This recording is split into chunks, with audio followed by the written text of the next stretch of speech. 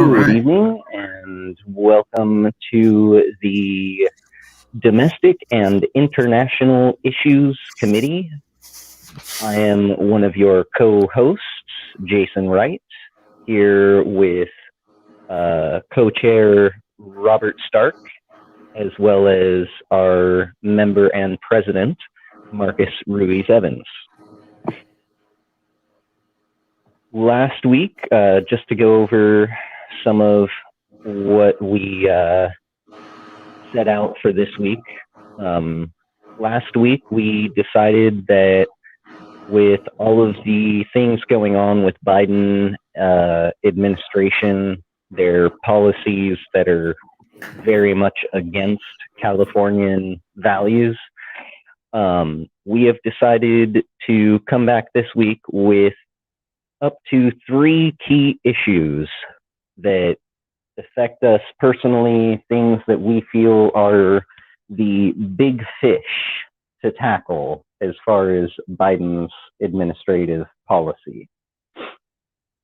I guess I could just, well, rather than just lead it off, do either of you have a preference? Would either of you like to lead it off? The issues, yeah.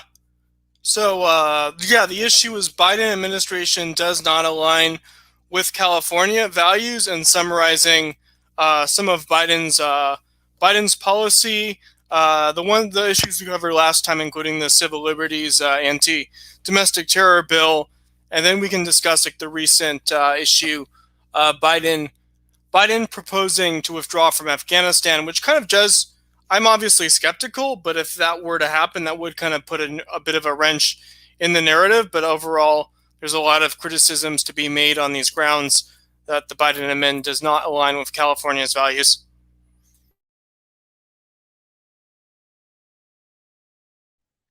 And so, could you give a few examples, at least one example of like if someone was a reporter for an international, world-renowned reporter, right? And they come up to you and they say, hey, I noticed you're in California. What do you feel about President Joe Biden and his administration and the policies? Is there anything you absolutely don't like? Yeah, I mean, there's the countless that we've gone over, but the whole, I guess, the narrative focusing like 4 people specifically who were anti-Trump, but they were relieved that Biden got elected. There's that angle, but just overall, some pretty horrendous policies. I think the best example would be the domestic terror bill, and that's also just representative of a nation with such low trust, where one side views the other as that dangerous that you need like a major crackdown on civil liberties. His foreign policy, we can get to Afghanistan, but what he's done so far, Syria, and like what's happening now, bringing with Russia and the Ukraine, bringing us close to conflict, to a major conflict. And we've talked about kids in cages on previous talks. There's just so many to list.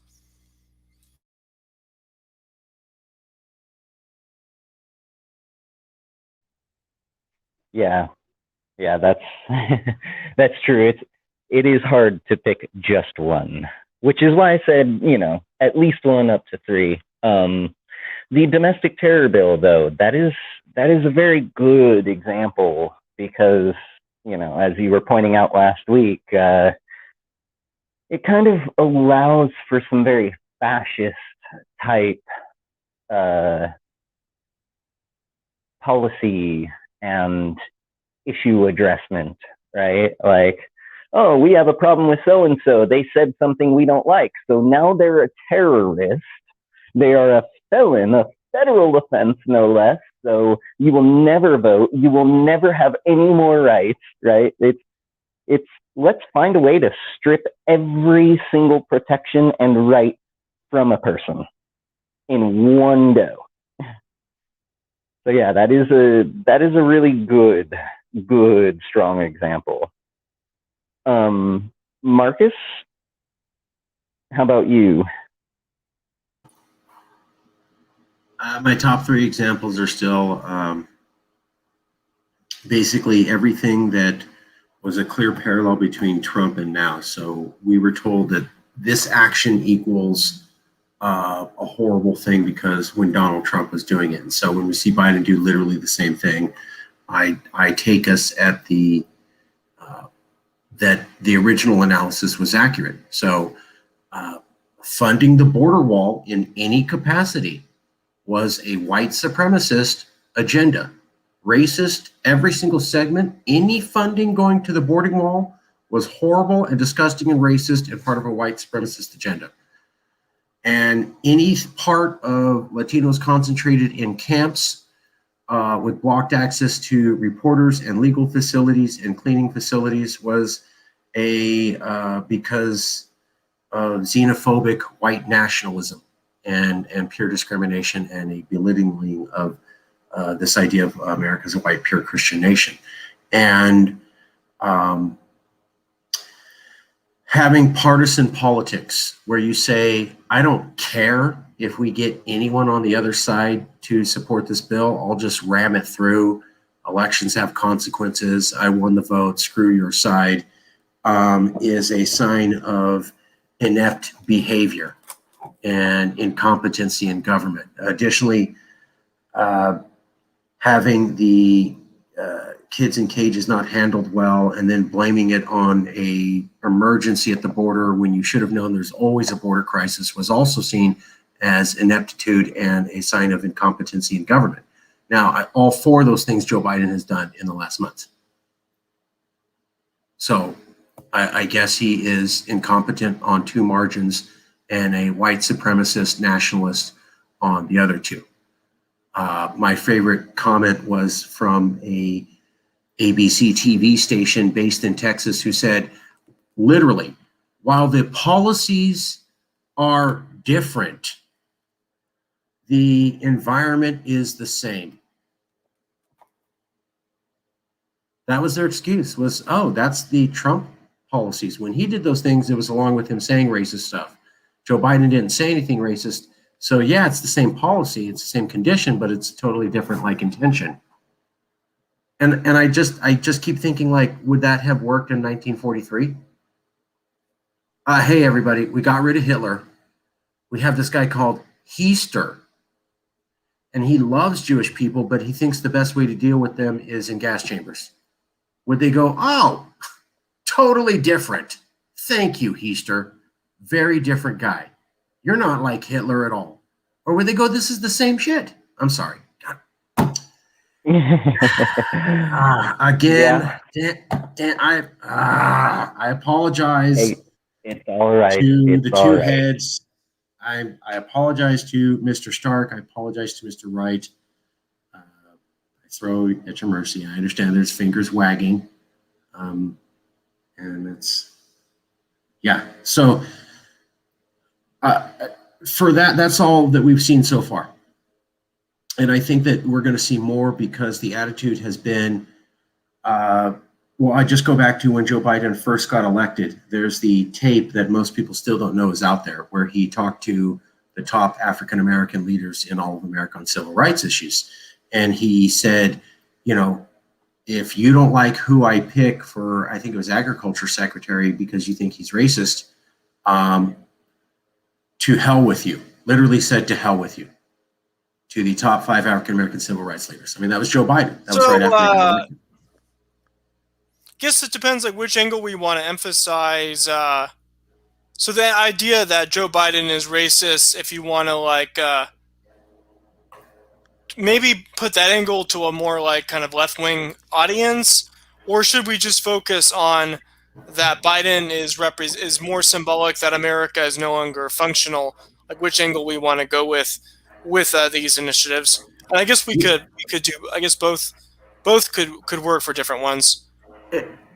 With permission, Mr. Stark, may I tell you a quick story? And I think it's the answer sure. to the way to frame this. So with permission, Mr. Wright, may I tell a quick story? And I think it's the right way to context. Totally. Okay. We had there was a guy in the activist movement, and he went out to Rialto, somewhere in the near San Bernardino, where it's still conservative, hardcore conservative Republican districts, which is fine. You know, I'm an ex-Republican. Some Republicans, great, and even some people who voted for Trump are great. I get it. But anyways, he goes out to Rialto. It's a little bit racist, right? So it was a Black Lives Matter rally, and of course the Black Lives Matter rally had a few African Americans and more liberal Caucasian people were the bulk of it, and Latinos, and mostly young Latinos. So that was Black Lives Matter, which I love. So California, right? That's the Black Lives Matter mostly.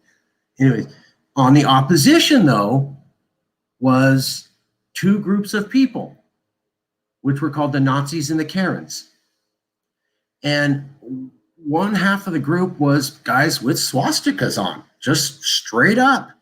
Hey, yeah, well, we don't like what's your problem with the Black Lives Matter? It's so obvious, right? But what was really interesting was there was about a third of that group on the opposition side, which were like mostly women. And they would say, so some of the Cal Exit protests were going, hey, you know what, this is racist. You're standing with racism. And they go, I'm not standing with racism. Okay, well, the guy next to you is wearing a swastika. Yeah, that's him. I don't believe in racism. And that was their answer. But they would stand next to a crowd of Nazis for hours yelling just as angrily at BLM and say, well, I'm not racist because I don't have a swastika on. So the point is, I don't think in Joe Biden's mind that he's a racist. I think Donald Trump is, but I don't think Joe Biden's like animated by racism. But that's the point. What does it say about America where I don't think Biden stands for any principle or ideology. I think he's sort of I don't know if we should go I'm not going to use the word senile, but I just think he's very kind of low energy, and he's just sort of leaving things up for his advisors, and he's been kind of a generic kind of establishment politician and kind of going with the overall structure. I don't think he's motivated by any core principles, whether it's racism or progressivism whatsoever. He's just been a kind of standard generic politician, establishment politician, and he's changed his positions over time depending on what's popular. Like he was during the tough on crime era of the 80s and 90s, one thing, or now in the quote unquote woke era, he might do something different. He just kind of goes with what he sees as the politically palatable thing to do at the time. But I think that's the question, is the way to frame these resolutions is Biden's not a racist. Got it. But he does stuff just like the racist guy. So what's the difference?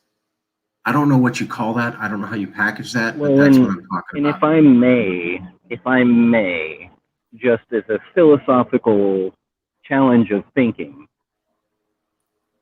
if someone, they don't drop the N-word, however, they say, black people this and black people that, and all black people are yada, yada, yada.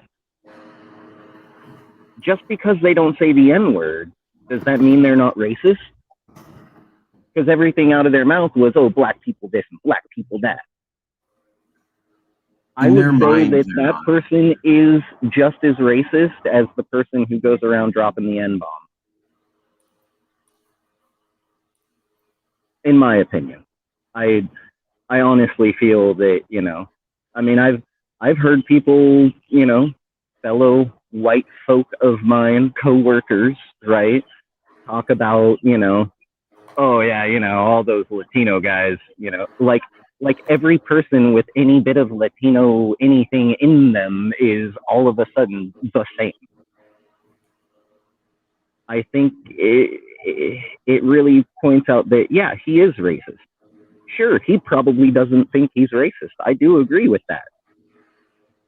Just like he really feels that he is the civil rights leader for having marched with Nelson Mandela and been arrested in South Africa marching against apartheid, even though none of that's true. But in his mind, right? So, if we're going to talk about does he think he is racist, I'm sure he does not feel he is racist.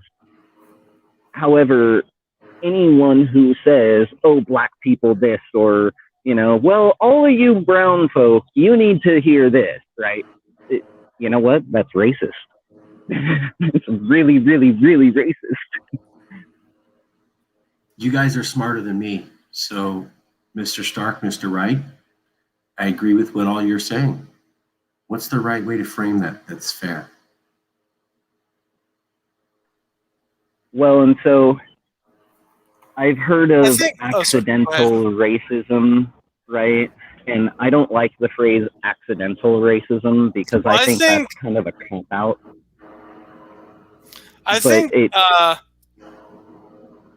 Oh, go ahead. Oh yeah, I was just gonna say, but it does stand out to me that maybe we do need to find a way to point out that he is racist or has racist based beliefs or whatever, but that he's not like an overt racist like Trump, right? But he is still a racist.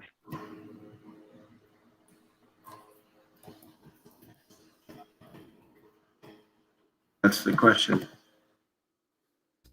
So so should we focus on like his ideological and personal psychological motive, or just point out the policy and say not that much has changed since Trump? Or also go back if you want to go back to Obama's policies.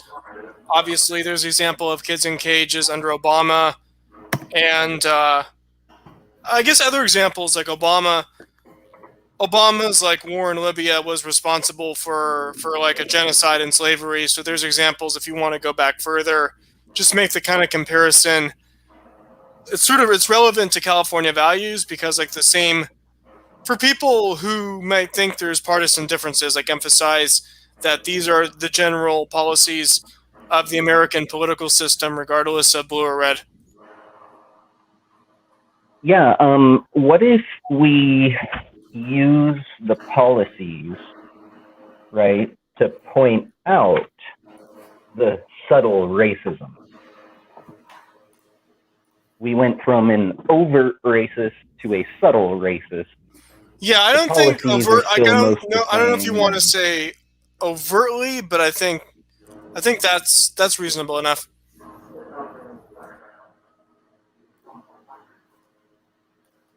Interesting. But you two are both, I feel, much closer to the answer. I just saw something on Twitter. Joe Biden just let me double check. Okay, yeah, this is his real official account. Joe Biden. So there's an old okay. This is an old tweet. VP on Afghanistan, we will leave in 2014. So Joe Biden said we're going to leave. When he was VP in 2012, he said we'll leave Afghanistan in 2014. So that's relevant to the... Oh, yeah. Yeah, because we're like 7 years down the road now.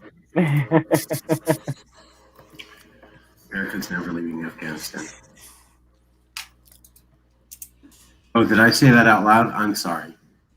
Whoops. Yeah. Glenn Greenwald. Glenn Greenwald just tweeted, Biden has promised to leave Afghanistan by a specific date and broke his word. If he does, it will be the first promise. It'll be the first to praise him for it. Ooh. Glenn Greenwald said that? Yeah. He wants America to stay in Afghanistan. No. He says Biden. No, he wants America to leave Afghanistan. Biden has promised to leave Afghanistan by a specific date and broke his word. If he does, I'll be the first to praise him for it. Yeah, meaning if he actually finally follows through on something for once. Oh, God, I'm sorry. Got it. Okay. So if we use Biden's policies as examples, right? We say, well, Biden is not racially friendly. He is not politically correct, or whatever, right? And then we point out, like, the kids in cages and his varying responses over the years. We point out, times where he's made promises like this and totally not followed through. We use the policies and the implemented laws and whatnot to showcase what we're talking about, right? Biden's a racist. Well, I mean, how do you figure that? Well, he's still putting children into cages. Oh, I'm sorry, containers, as if that's any better. And when asked about it, he clearly is not concerned about, child abuse going on and, lack of, appropriate medical care, we can point these things out and, use them as the example.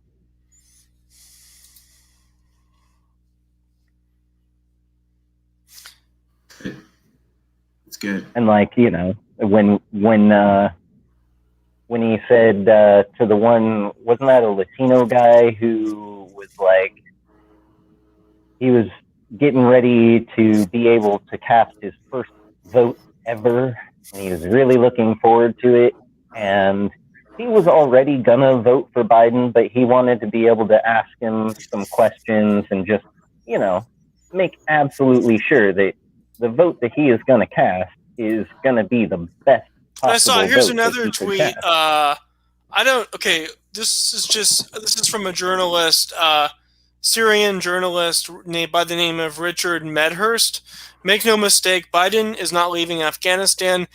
One, he is violating the peace deal by refusing to withdraw completely by May 1st. And two, he will leave behind the United States shadow army of private contractors, CIA spooks, and special forces. He's rebranding the occupation. By Richard Medhurst, Syrian British journalist.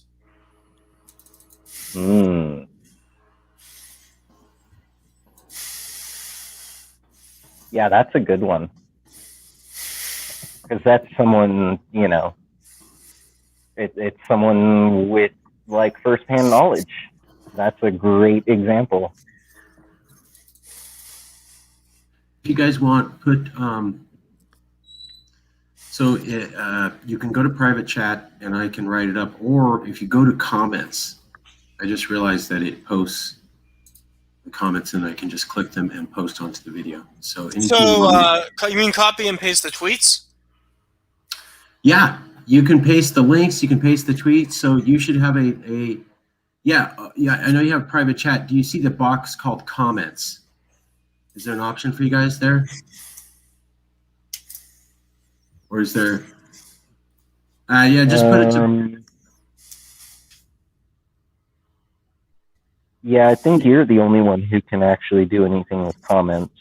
Okay, never mind. Then just post directly. I just posted in the comment section. Do you see those tweets, those Twitter links? Yes. Oh. Yeah, let me show those right now. We're gonna go and show that. So. Okay.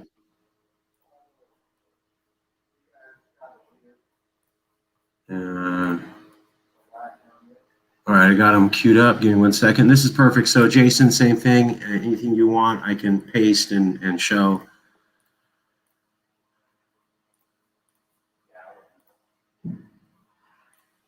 Okay, so here's Glenn Greenwald. Biden has promised to leave Afghanistan before by a specific date and broke his word. If he does, I'll be the first to praise him for it. VP of Biden on Afghanistan. We are leaving in 2014, period. That was 7 years ago. Here's the other one. Richard Medhurst. Make no mistake, Biden is not leaving Afghanistan. He is violating the peace deal by refusing to withdraw completely by May 1st. And two, he will leave behind the United States shadow army, private contractor, CIA, and special forces. So it's, yeah. Okay. Yeah, and the point that he says at the end of his tweet there, he's rebranding the occupation. That's huge because Biden's, kids in containers is rebranding the kids in cages, not addressing this atrocity, not willing to fix this atrocity, just going to rebrand it so that it maybe sounds a little less bad. Nice. That's a great analysis. I didn't even see that. Brilliant.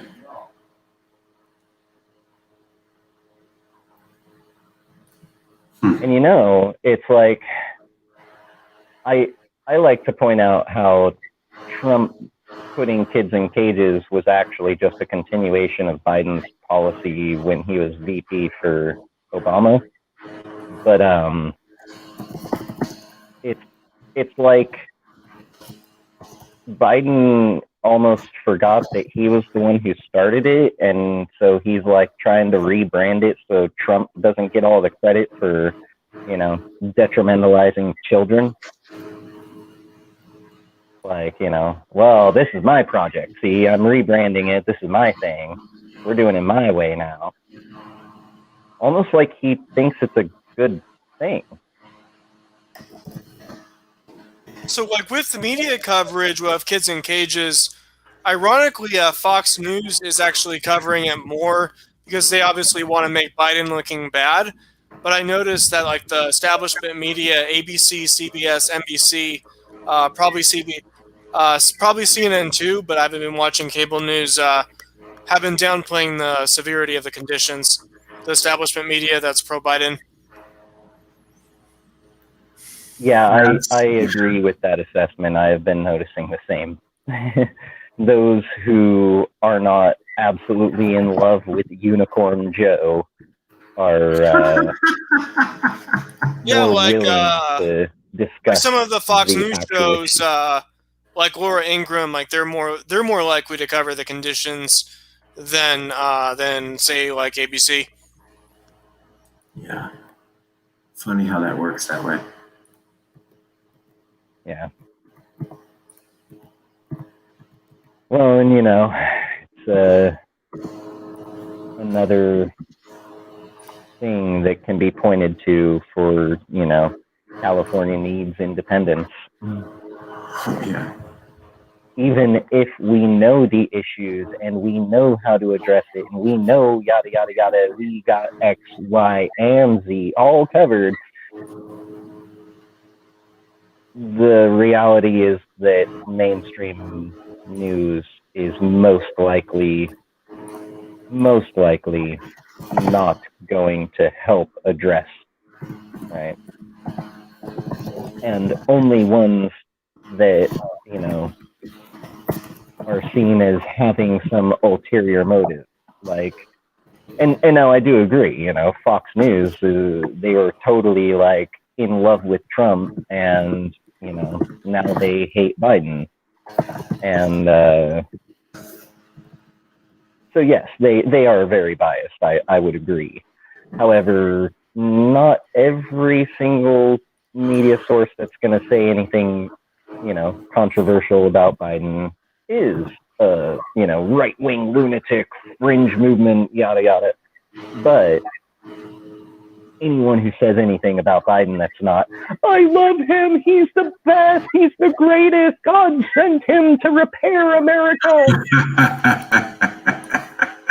Like, I think another thing if is you don't say Biden's. that, all of a sudden you are a right-wing extremist. You love Trump and yada yada.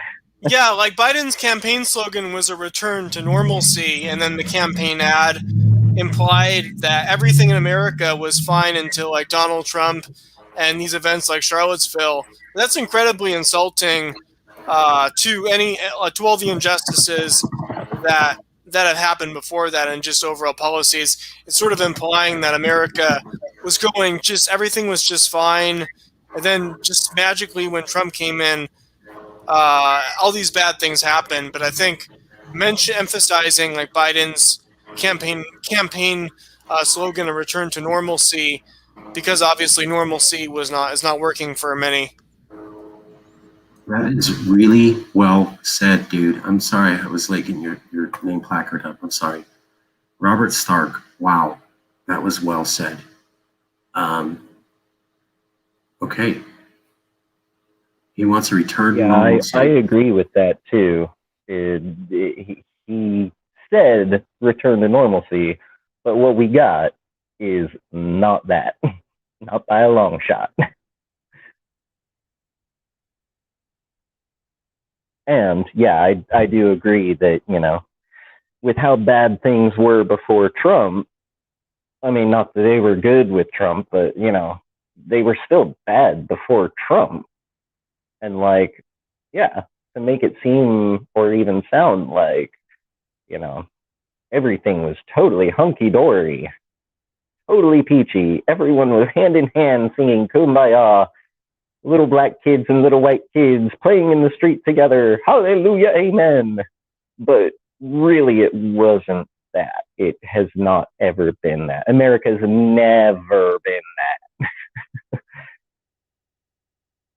So, what normalcy is he talking about?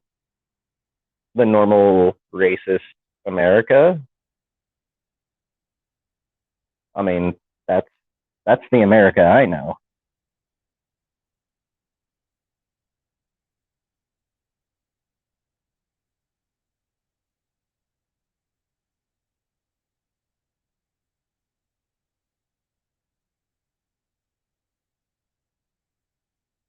You guys are hitting it pretty hard today. I'm impressed. Sorry. Both of you. Wow. That was some. You guys are, yeah. Yeah, so return to normalcy, that should be in the initiative. And defining like what is okay, I guess here's a way to put it. Returning to the normalcy of Americanism, and is Biden's return to normalcy contrasting that with like California values?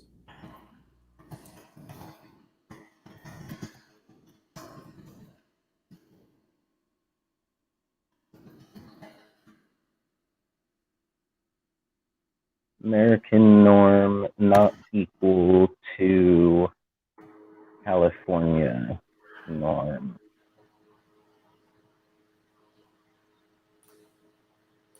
Yeah, yeah, and what is this normalcy? What normal?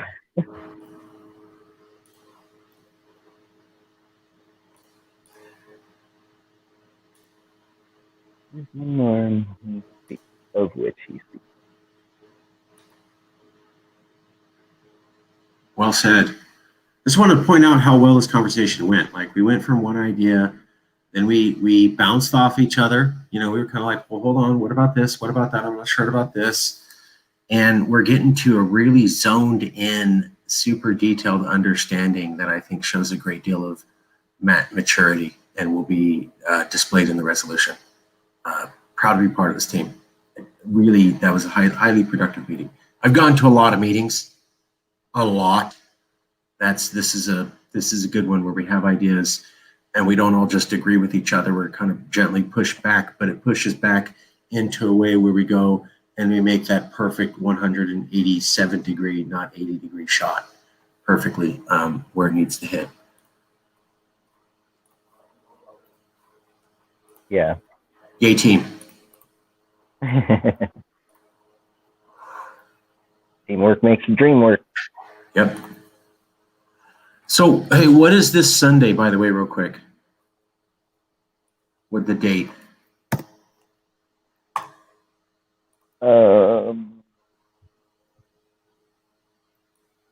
Sunday, the 18th.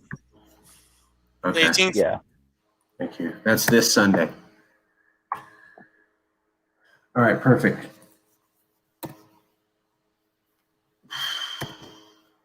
I would like permission to ask the heads, whenever we're ready. There was a resolution I wanted to propose. Yeah, in just a minute. Yeah, totally.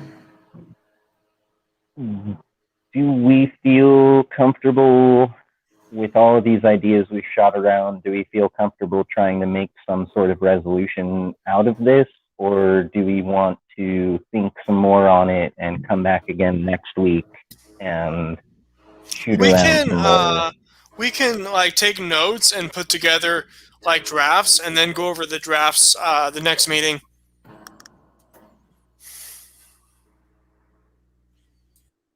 Okay. All right. Sounds good. Well, I'm good on this part of the conversation. If we want to move on to Marcus's, if you're okay with that, Robert. Yeah, go ahead. Okay. All right. Let me cue it up real quick. Okay. So I would like to see if I can show this. So Adrienne Lawrence is she's on the Young Turks, and with permission from the group, I wanted to be able to show this. Let me see if I can. Okay. Let me pull up the email because it didn't. I'm sorry. Anyways, Adrienne Lawrence was on the Young Turks. It was last week, and she said that she would support California independence and that she was also a California nationalist. Here, I'll point the link here, and let me put it there. That's the link, and if I may share the screen. Totally.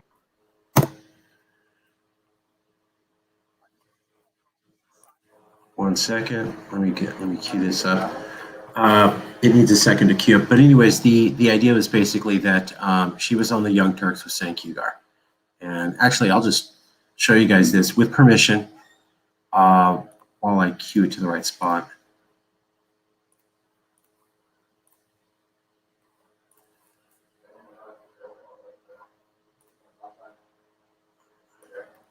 No, oops.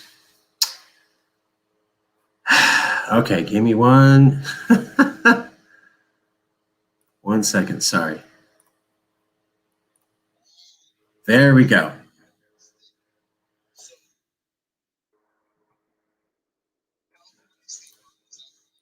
Let me cue it to the exact spot. Sorry. I don't know what's going on with me.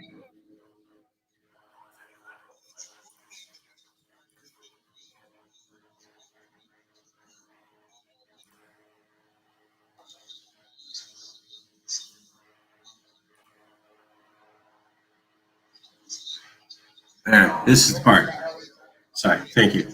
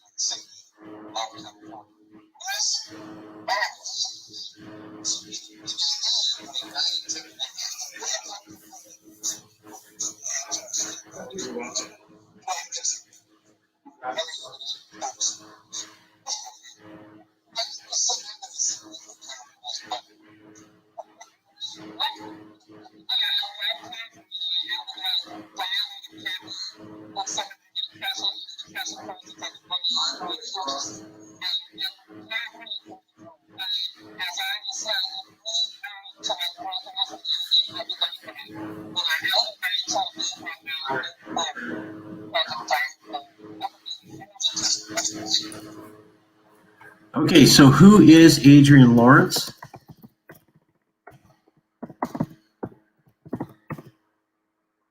Adrienne Lawrence, is this what you talked about Sunday about the currency, the Young Turks, and the currency for a potential new California? Yeah. She was she is legitimately a famous person. So her bio is she's on the Young Turks now. She got very famous by being on ESPN Sports Center, and she did a very California thing for standing up for civil rights against sexual harassment. See, if you just type in her name on Google, so here's her Twitter account, and then here's her consulting firm. By the way, she does consulting on publicity, and then it gets right into ESPN, women's media, et cetera, Adrian Lawrence, like, et cetera, consulting firms, et cetera. So she worked at ESPN. She outed ESPN. She wrote this book here, where she accused this guy here of saying some, I believe it was racially charged and sexist remarks. And she's basically been building a career from that time. As you can see, she's been around on videos, on different shows, legitimately famous on talking on a variety of different medium. So I like Adrian Lawrence, if I can find the article. And what I'd like to recommend is, for sake of publicity, one second here. Yes, so I could plug the speakers in, and well, you'll just have to, I understand that was hard to hear. I didn't have the speakers plugged in. I would have to shut down the computer, leave Zoom or StreamYard, come back in to play that. So I'm sorry, I won't be able to play that. I unplugged the speakers. I'm going to post the YouTube link here for everybody to see in comments. I will also post it to private chat for everyone. Watch the whole interview. And anyways, yeah, and if I may, I watched that whole interview, and oh my goodness, this lady is like she seems like what we need for this movement. I mean, we're all about, more women of power, more equality and diversity.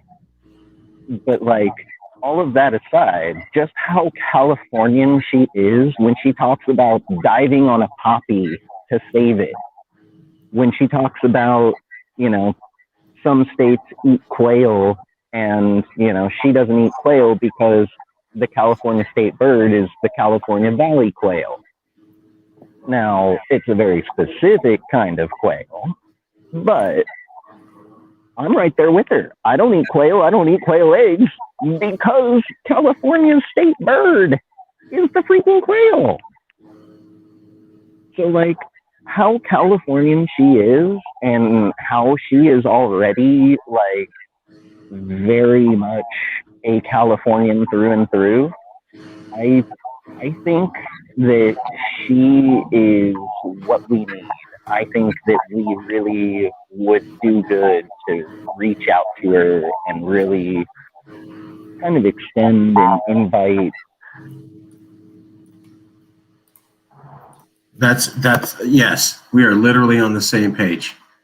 That I think was what having if we just had one celebrity come out in support, or who would associate with the Congress, that's huge. That's what I'm getting at. I just posted her Twitter feed to private chat, and I'll post it in comments now for everybody to be able to watch. I know it's a little bit hard to write these down.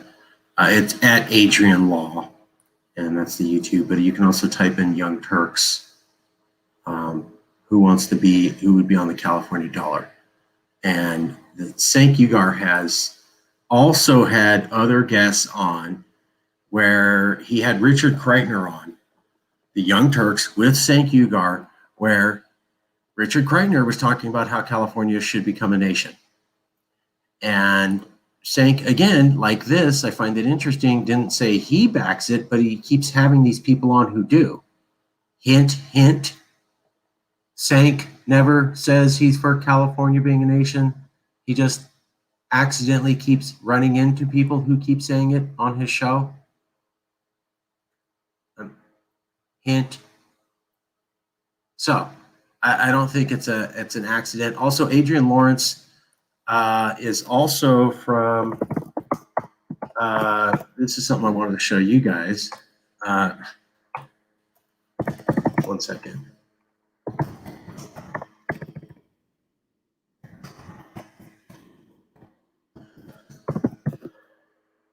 Okay, Jonathan Kaplan. May I have permission to share screen? Totally. Yes, yes.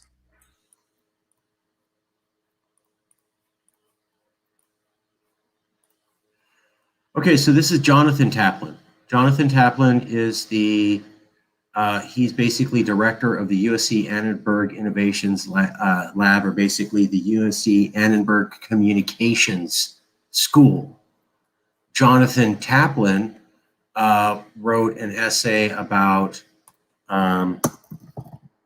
California.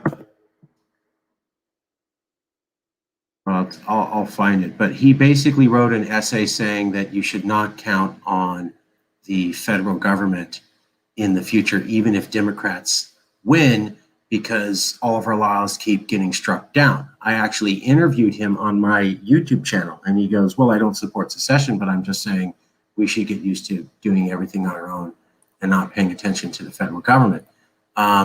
Adrian Lawrence also graduated from, sorry, gang it.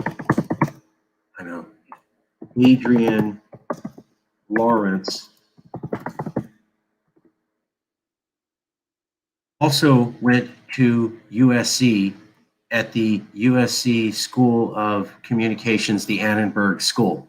So the director of the Annenberg School of Communications last year wrote an essay saying that California should act like a nation.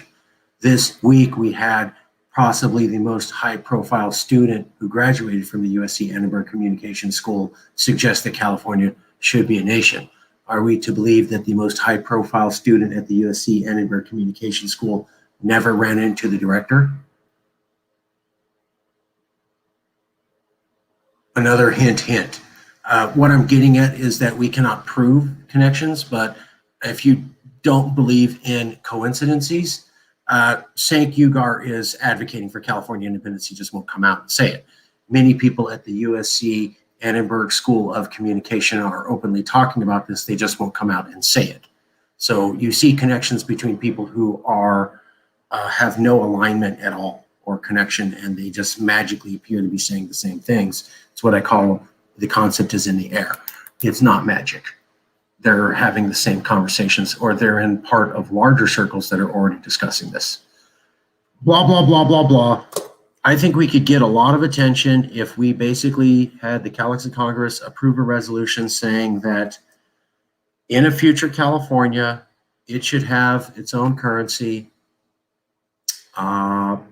with whatever other attachments we want to add on to that. Maybe in a future California, it should have its own currency that rejects the American form of currency formation, where the dollar is inflated with artificial value through threats of intimidation and overthrow. The cow bear buck must be based upon a real value of the economy and not threats or intimidation against any other nation. And it should include, as the first currency printed, the $10 bill with the face of Adrian Lawrence. Other denominations such as the $100 and $200 or $50 bill can come out later each consecutive year and have the Golden Gate Bridge and the grizzly bear on it. This would merge all of the ideas that people suggested this Sunday, that a currency should not be based upon the way the U.S. is, and that a currency should have landmarks related to California, but it also allows us to capitalize on this media opportunity. If we have a resolution, we say, hey, we saw her interview and we were so impressed, we nominated her as the first person to be on the California Bear Bucks. The media angle will be, Calixa Group nominates Adrian Lawrence to be on the California dollar after she suggests that it should be her. So we're putting ourselves into a narrative that's already out there, which would be successful. This is absolutely something that we are situated to do, as we've already progressed a couple initiatives already out. And with permission of this committee, I was hoping we could workshop some phrase that said something along the lines of a future California should have a currency, not like the US currency where it's overinflated and based on intimidation. And it prints dollars. The first dollar of whatever denomination should be Adrian Lawrence. We could print other things and other things, but it should say something like that. I was hoping the committee would agree with me to workshop that and or Are you thinking of actually making like a conceptual illustration of a currency, a coin or cash currency, and then uploading it on putting it up on the Yes California Twitter and seeing if it gets our attention? I am now. That's a good idea. I was just thinking of the resolution. We approve a resolution, we can issue a press release to 400 reporters and 160,000 Californians. And we can say, look at this Young Turks thing. She said X. We're taking it at her word. Here's the resolution. We approved it. That'll get attention. You just up the game a lot.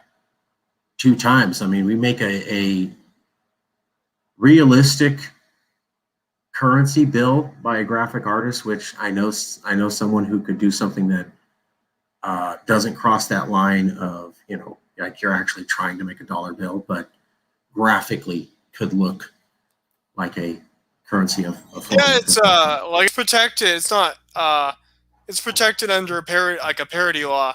So like I remember like a lot of campaigns in the past have done that. Like the Ron Paul campaign made fake money. I think Yang campaign made fake money with Yang's picture on it. It's totally fine. Jason, what do you feel, brother? Yeah, so there is some slight legality as far as this note is legal tender for all debts, public and private, right? There's some legality about that. However, I don't think that's really a huge issue because we're not exactly going that far with it. I like the idea that we propose a resolution stating that we agree that California needs its own monetary system and its own monetary denominations based on, something that's California or in line with California values and not based on, this warmongering, fear-evoking kind of a strong arm type U.S. American dollar system. I would agree with the resolution on that. I would also agree with making some sort of concept art and putting it up and tag Adrian Lawrence when you do it and be like, hey, we heard you loud and clear. What do you think of this? And maybe we could, if we already have a resolution that's been written up and approved and passed and yada yada, we could maybe include a link to the resolution underneath the, little picture, the file that has the image of the Cali bear buck or whatever, as far as what to call it and all of that, I don't know. Also, I can't help but think that, it's a good idea and it's good publicity stuff. Ultimately, it's not something that we could legally effect, right? If California was to make its own currency and operate with its own currency, that's up to the California government, the current California government, right? And that's none of us. But again, as long as we're not actually crossing that line and we're doing it as, we think that this is a good idea and here is our suggestion, then we're green. I think if we print a graphic, only one side, right? So if you're trying to actually make currency, you need two sides. So we only do one side, and it's impossible. Well, we could do two sides. The thing is, you can't put this note is legal tender. You can't have legal tender. Right. We're not trying to do that. Yeah, we're not trying to do that at all. We're just trying to make it look inspiring. So we'll just get the graphic artist to not cross that line. Like, hey, it needs to inspire people as if it was a real currency, not actually qualifies real currency, not what we're interested in. Yeah, and another way to go about it is if the person's a graphic designer, they may be able to easily put on a void watermark, like sample checks and stuff. They have that really kind of opaque print of void across it. Yeah. Could do it like that, and then if someone prints it off, it's gonna say void. no one can say, oh, I printed this off because they said this is real money and now I'm trying to use it, and nope keeps us covered. It says void. Yeah. Done. Does that mean that the two heads approve of this idea, at least moving forward? Yes, I approve. And I approve as well. Yes. All right. Woo! That makes life a lot easier for Grandpa Ruiz. All right.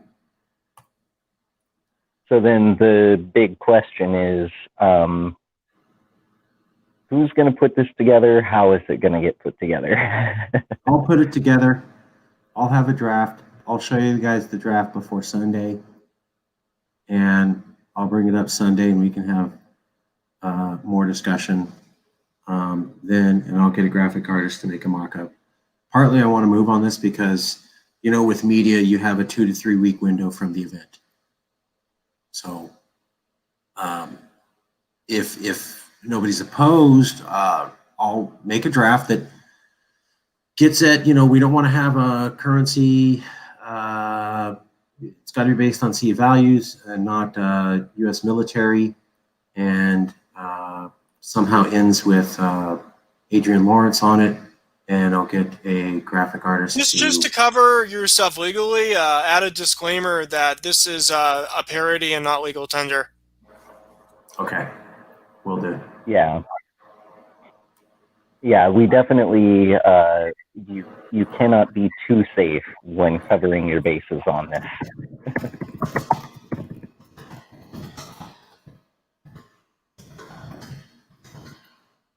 This is a parody, not legal.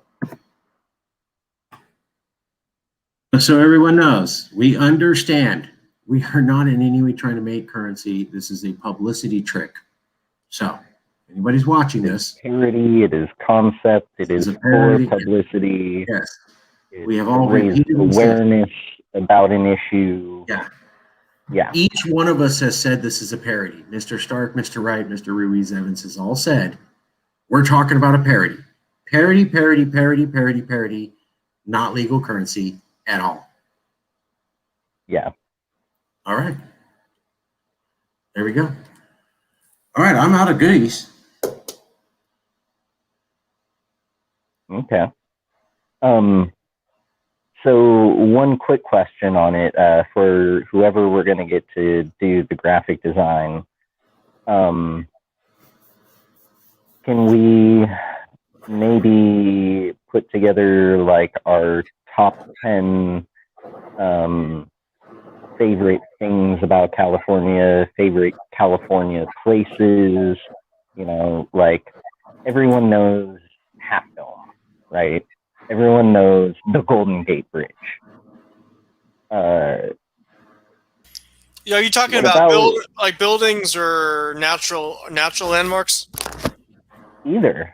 Yeah. Anything that, even our California Valley quail, right? Or to have a, California brown bear. It's a type of grizzly bear, but it's actually, they originally named it a brown bear. All Versus Californians. Yeah. Yeah. Um, Okay, what else? yeah, What else? Those are all something. top ones. Disneyland. I know it's corporate, but a lot of people associate. Oh yeah, yeah. Walt Disney was the largest monetary donator to the Third Reich. While Adolf Hitler was alive and doing his thing, Walt Disney was like, yes, this is the guy that I'm going to donate all my money to. So not Disneyland is what I'm hearing. Not Disney. Okay. You know, it was really, he only stopped because the United States government forced him to. They said, okay, you have a choice. You can stop giving money to someone we are currently at war with, or we can arrest you for treason, take every last penny you're worth and you own, take all of your properties, and you will probably be put to death for being a treasonous bastard. Hey, Christine. Hey, you guys. We're talking about the Hey, top Christine. 10 things that symbol California that could possibly go into currency. We have the Golden Gate Bridge, and the quail, and the grizzly bear, and Half Dome. I agree with that. I think moving away from people, as was mentioned on Sunday, that people can be very divisive.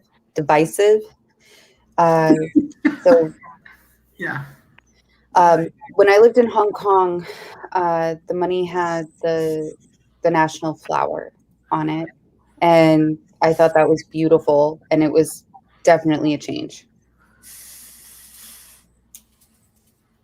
Okay. Yeah. Yeah.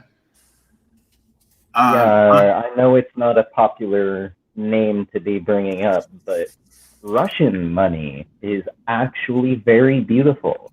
The squirrel.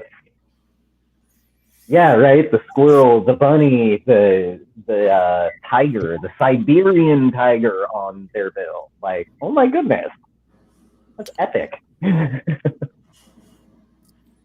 Epic. Yeah, I mean, I would prefer. What about myth? What about maybe something from myth or legend, like if there's any representation of the mythical Queen California? Yeah, I was just thinking that as you were saying it. I was like, oh, Khalifa. Nice.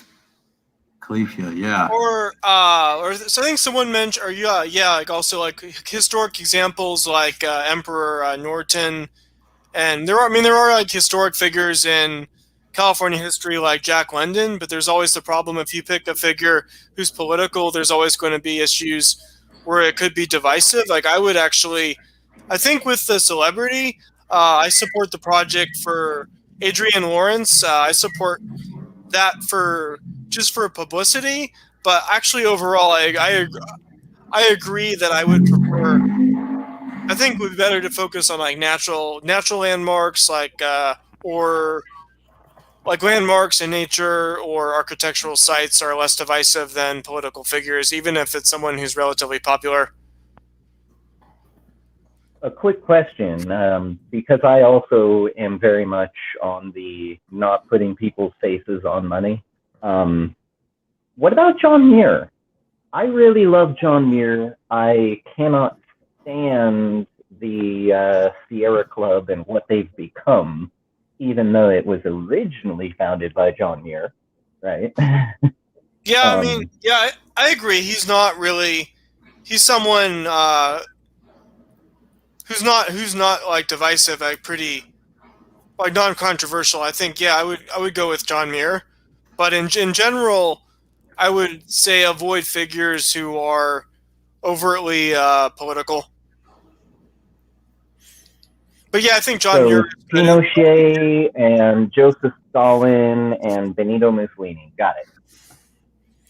Yeah, like we do have like those California.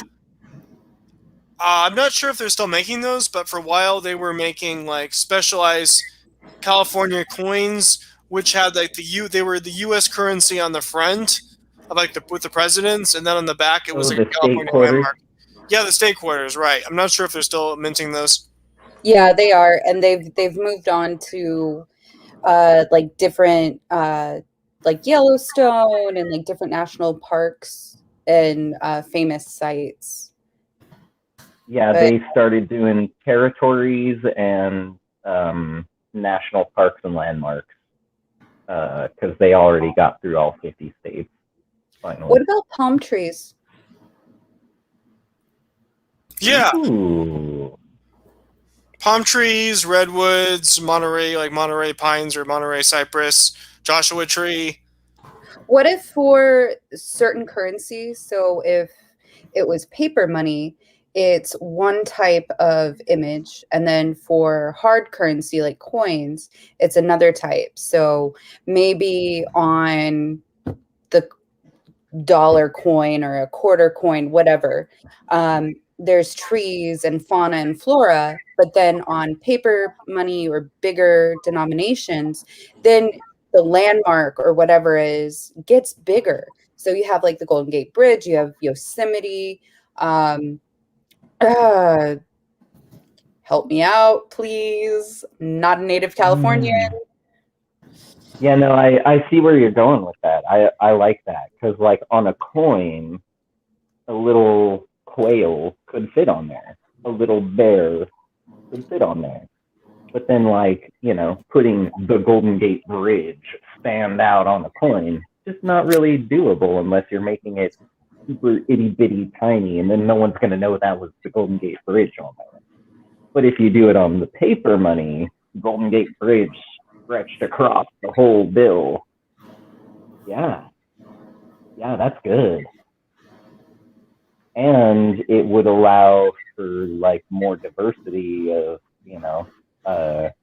like if you've got 100 ideas that are all really good and you want to use them all, but there's only 20 different fonts, right? Then you got to start cutting out some of those good ideas. Pick only the best. So as far as like denominations go for money, not an economics person whatsoever, but with the currency and the exchange rate. So you know how where the dollar is greater in some countries, so it might take, a thousand, I don't know, reals versus like $20. Have we considered what's going to happen with the denominations? Because I know we're thinking like American currency, but at the same time, the exchange rate and the economics is going to change. So would our money be devalued or valued more? Well, yeah, I've always been under the impression that, like most first world nations go either with the dollar standard or the gold standard. Now that more are moving away from the dollar, it seems like the gold standard is going to be, the next, like people are moving back to it. The silver standard was actually back in the 1700s, early 1800s. The silver standard was the thing. Most countries used it, and it worked pretty well. They upgraded to the gold standard, which makes your currency worth more because the metal is harder to get, more rare, yada yada. But ultimately, an economy might do a little bit better for people if it's on a little bit more easily managed of a standard. Silver is valuable, but it's not like, the be all end all. It's not platinum, palladium. It's not gold, right? Yeah, but what I'm getting at is the bills, like what they stand for, would be different. So instead of a 1, 5, 10, 20, 100, 50, so would we be going up into 1,000, 100,000, Hmm. 500, or would it be, 1, 5, 10, Yeah, that is a good question. Because, I mean, the United States actually has a lot more different, more denominations than it actually regularly circulation. sees circulated. Like the $1,000 bill is actually a legal denomination of United States currency. You'd be very hard pressed to be able to find one, though. You could get $1,001 bills easy, 10 $100 bills easy. But if you want that elusive $1,000 bill, you're actually going to have to go to the United States Treasury, and yeah, you're probably going to have to pay like $1,050 to get a $1,000 bill. So that is a good point that you bring up. We could do standardized type currency in the hundreds places, or we could do it, I mean, for lack of a better term, Harry Potter rules. Nuts, sickles, and bolts, galleons. Galleons, yeah. Oh, don't forget sickles. Yeah. But what is it, like 8 nuts equals 1 sickle, and 7 sickles equals a galleon or something. It's a really off kind of count, right? It doesn't have to be in the hundreds place, I don't think there's any monetary standardizing that says, things must be hundreds places. To make it easier, though, on people, I think sticking with the hundreds is the best bet, just because majority of countries run that way. Yeah, and even the euro, right? Yeah. Okay.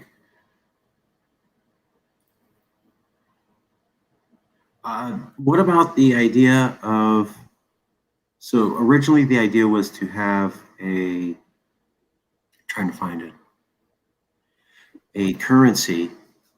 There would be a resolution proposed by the Congress, approved by the Congress, that California would have a currency if it was independent that would not be like the US government's currency that's based upon inflated value and intimidation of other countries. We were also pointing out that Adrienne Lawrence is famous. She became famous by doing a very California thing of fighting for civil rights against sexual harassment against ESPN. She's now on Young Turks, and she's talking about how she supports she's a California nationalist, would support California being independent, and then made the suggestion that her face be on the first dollar. We thought that we could merge the concepts and have a resolution that talks about how California, if independent, would need to have a currency, not like the US currency, based upon California values, and that one of the denominations, the first one, would be Adrienne Lawrence. That would allow us to show off the Congress and tie into a current media cycle. We could also talk about how the additional denominations after the first $100 bill with Adrienne Lawrence, I guess, could be the $200 bill with the Golden Gate Bridge, a palm tree, redwood trees, half dome, a grizzly. Yeah, even like landmarks that are a bit more or less famous. So, like some examples, like the Embarcadero Center or Mount Diablo, could be potential ones, or maybe the Coronado Hotel in San Diego. There's countless ones. Maybe for for coins. Mount Shasta. Yeah, Mount Shasta, just countless. Even like Sutter. Was it one in Yuba? Was it Yuba? Oh, yeah, Sutter's Mill. Sutter's, but no, I'm thinking of the mountain formation. Butte Mountain. Butte Mountain, maybe. Oh, yeah. That. So with Adrienne, she's great. Like, I've followed Young Turks for a long time. I don't think being on a big denomination is the right move to go. I think maybe doing a collector's coin, sort of like how the Susan B. Anthony coins were, or the Sacagawea dollar coins. I think we would pinhole ourselves. And you're talking about getting on the media train. This is old news already. Everything moves so fast in the world of media. So this story is about a week old at this point. It's old news. Yes, I think it's great to get her tied in and see if we can get her on board. But I don't think pinholing ourselves on, oh yeah, here's the first set of currency, your face is on it. No, nobody will take us seriously. Okay, well, I hate to do this. We had a long conversation with and got to the point where we were basically saying it was a good idea. I do think the media cycle lasts for more than 1 week. I think it goes for about 3 weeks. Yes, California is very good at doing this, and we're very good at taking an existing media angle and inserting ourselves into it. Now, So the next person who speaks out and says, I want to join this cause, but I want my face on a bill who's famous, what'll happen? What was the question? So, say Joe Schmo movie star is like, hey, I'm all on board for the Cal exit movement, but I want my face, like, you can use my face on another bill or whatever. Are we going to do that every single time? Is that really like California values, like just throwing it behind someone who's famous? California values, no. Within the mission statement of the Congress, yes. So initially we had made the mission statement to do a couple of things. One, raise the profile of the conversation, that it's okay to have this conversation that California's independent, may necessarily need to be independent, given the instability in the USA. The other thing was to raise the professionalism of the organization providing that, which is the Cal Exit Congress. And third was to raise the profile of the name of Yes California. So we don't have any famous people right now promoting this. And so, you know, if there's 50 people doing it, yeah, certainly that seems tacky. We have one. I think that we have pretty good at this. I'm pretty sure that if we did some sort of thing of taking her up on the idea of a currency, it would be seen as somewhat fun and topical, and we might be able to get into her Twitter stream, which means that she may be talking about us on Young Turks. The amount of media that we would get is incalculable to have any famous person on the most famous political talk show in California. Even mentioning the Cal Exit Congress would be game-changing. I certainly wouldn't recommend that any famous person does this, that we drop everything and say, yeah, we'll do whatever you say. Absolutely not. That would be not professional. But I do think that she is a professional woman. I do think that she did fight for California values, fighting against harassment and sexual intimidation in the workplace. And I do think that, unconnected to us, she said this is a good idea on her own. I think that we need to highlight whenever Californians unconnected to us are talking about the same thing that we do, because what it says is like, look, there's other people having this conversation, AKA it's not just us, AKA it's reasonable to have this talk about what if we have to be independent. Here's this person also thinking the same thing. And at this moment, she's very high profile. We could make it work. We have a network of 400 reporters, 160,000 Californians that we could get used to, and we have pretty good expertise of slipping ourselves into different media cycles. I'm pretty sure if I could get a resolution out in the next week or two, that, and if it somehow ties into some form of currency with her face on it, that it could work. I love the idea you brought of Queen Califia. I think there might be some way to merge her with that, possibly. Maybe that's going too far. I also get the idea that maybe $1 isn't a good idea, and it should be like a Susan B. Anthony coin, which was basically $1 coin. We could do that.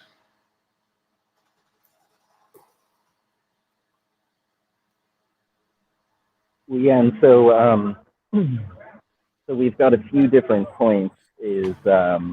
One is the denomination. So would we call it dollars? Would we call it bucks? Would we call it the grizzlies? Would we call it penny farthings? Right. One, what is the name? Two, what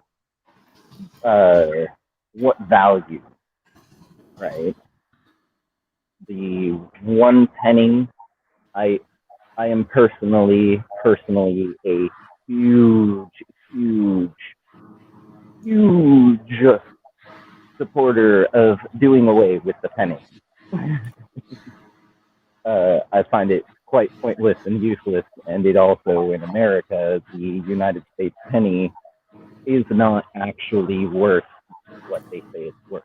There's not enough. I mean, there's like 1/18 of 1 cent of zinc in there, and that's most of what it's made of, right? Part of me sees that stuff like that is kind of one of the many things that has contributed to the devaluation, right? Long time ago, pennies were made of solid copper. Well, think about what Um, I think it was New Zealand. I could be completely wrong. This was a while ago, but what they did was they gave people a card, and then you put your coins in a machine, and then you got the value, and then they stopped putting the coins into circulation so that people didn't have loose change.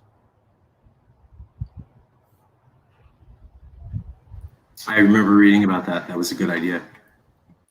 yeah, and I remember that as well, and a lot of it had to do with the fact that, and now this is something that happens pretty much everywhere, but most countries don't really acknowledge it so openly or even talk about it so openly, is how much money is disposed of, right?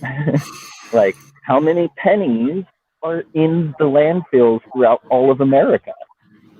There's probably millions of dollars worth of pennies that have been thrown away, right? It's one of those things that devalues because the government is still accounting that, hey, this $1 million worth of pennies still is out there in circulation and still exists, even though it's not getting circulated, not doing anything to stimulate the economy, right? They're still having to account for it. And eliminating useless change.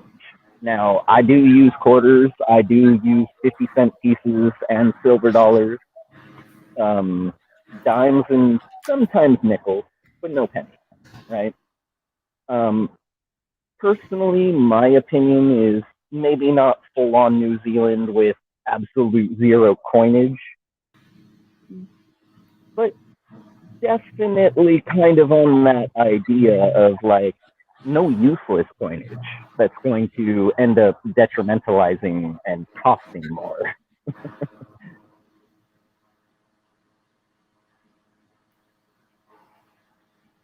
But that's also why I keep coming back to the silver standard. If our currency was based on the silver standard, it would be more easily obtainable. It would be more likely to not just haphazardly be disposed of, or less likely to be haphazardly disposed of. Right?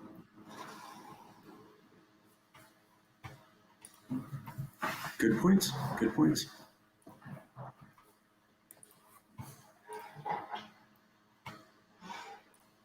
Let me, if may I have permission from the chair heads, Jason and Robert, to share the screen. Christine brought up a great link about the coins of Hong Kong dollar. Yeah. Robert, is that okay with you? Yeah. Okay, I'm going to share screen.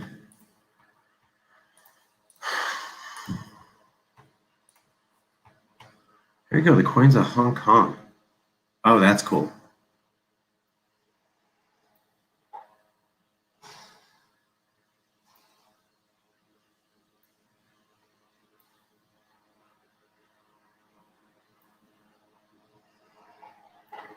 Yeah, I have some of those Elizabeth II Hong Kong 2 pence coins.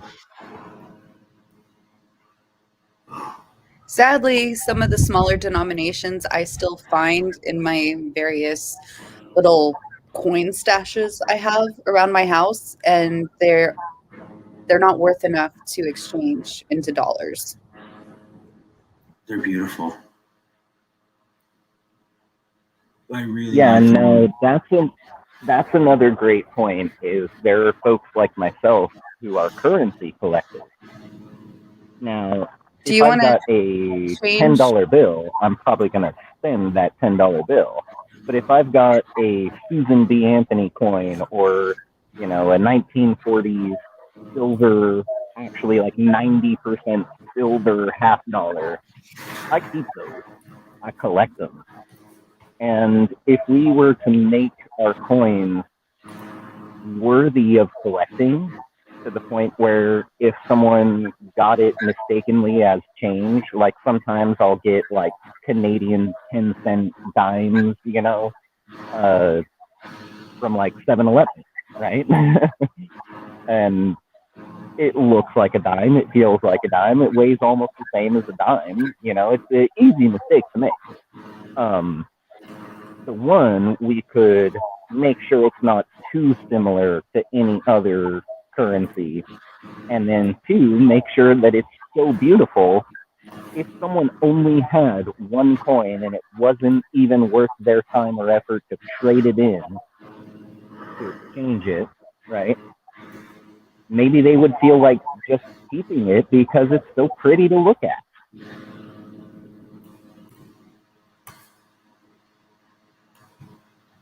Yes, definitely. I like that point.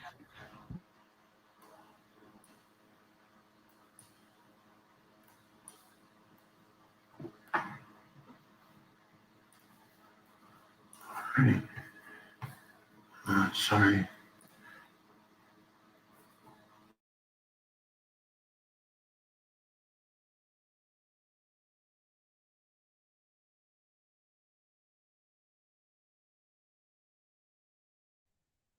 And a lot of this can actually even be applied to the NFT that YesCow eventually puts together.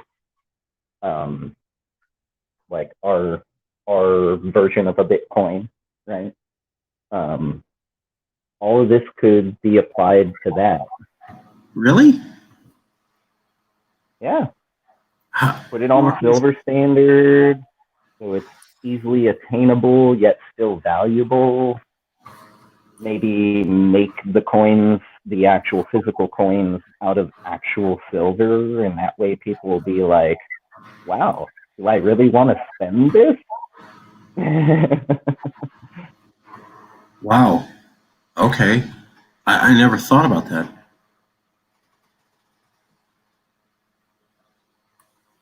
What does everyone else think about that? I agree. I agree. All right. So resolution would say, hey, we don't, if there is a future independent California, we should not have a currency based upon the way the US dollar inflates its currency with military adventures. It should be in $100 denominations, and it should include various sites from around California, and it should also be based on silver. Am I saying that right, or am I getting that wrong? For the denomination, in the hundredths. So that just means 1 cent, 10 cent, 50s, anything that's a place value of 10, up to $1, $10, 20, 40, 50, 100, yada yada. And then the silver thing is to base it on the silver standard. So when you base your money on gold standard, it's backed by whatever gold you have. And they say, okay, gold's worth like, we'll say $3,000 a troy ounce. So since you have 1 troy ounce, it's $3,000 worth for this coin, right? Because you put all of your troy ounce into just one coin,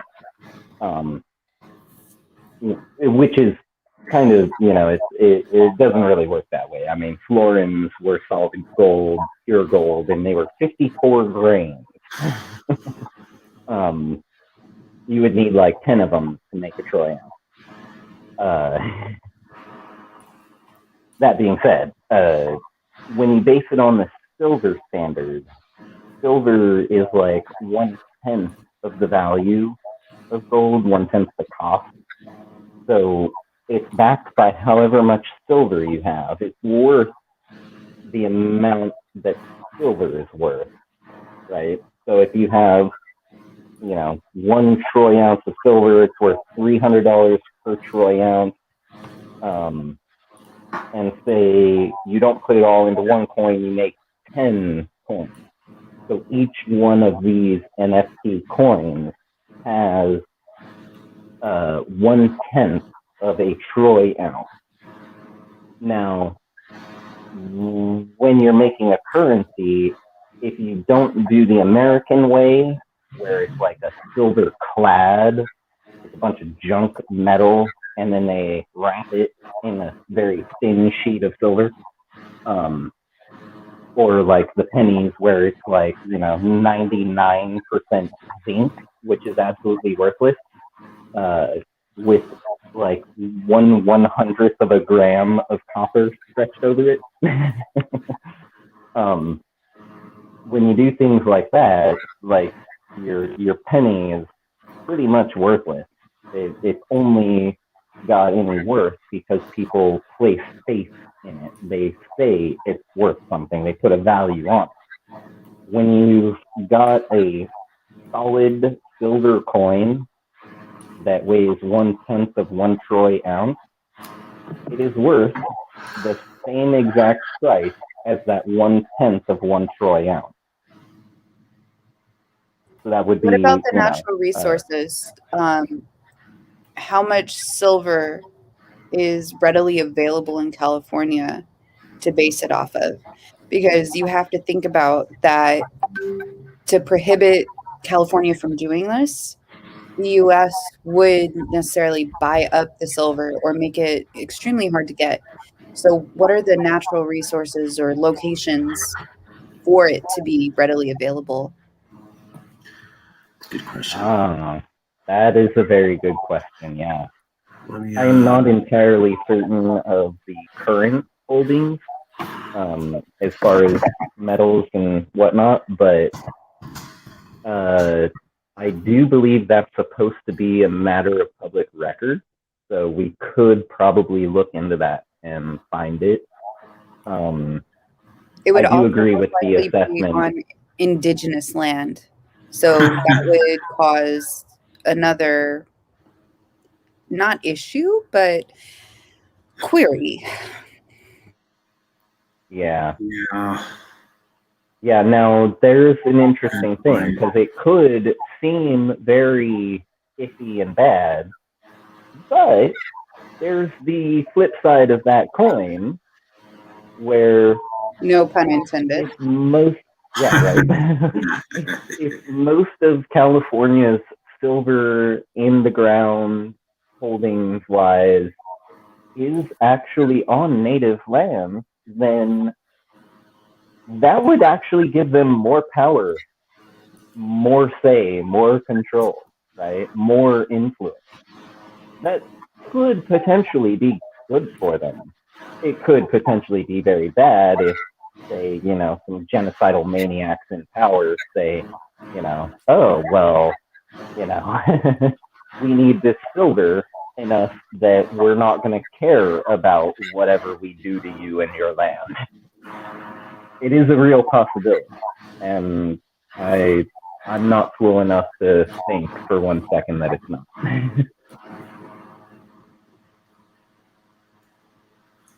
A lot of the silver. Just real quick, a lot of the to answer Christine's question, a lot of the silver seems to come from uh, Inyo County here and some mine here in the back of Kern County. So roughly this whole area, which would be federal land and indigenous land. And that seems to be what Wikipedia is saying. Okay. Do they have a estimate on how much silver is in the land? Hold on.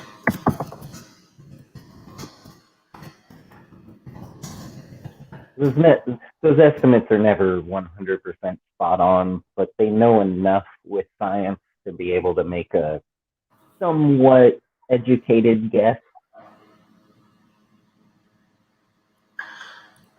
They're saying that a lot of the silver was already mined out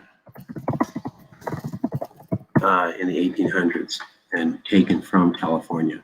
So most of the silver that's left comes from the mining other things like copper and tungsten. How much do they actually think is left?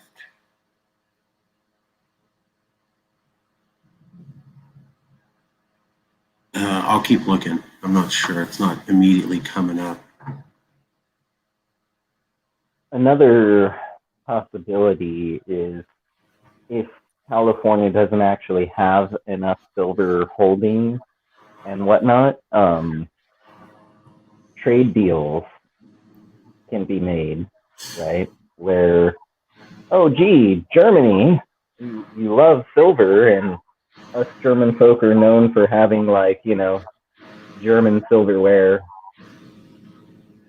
Almost every German child has, like, little solid silver spoons with the saints on them,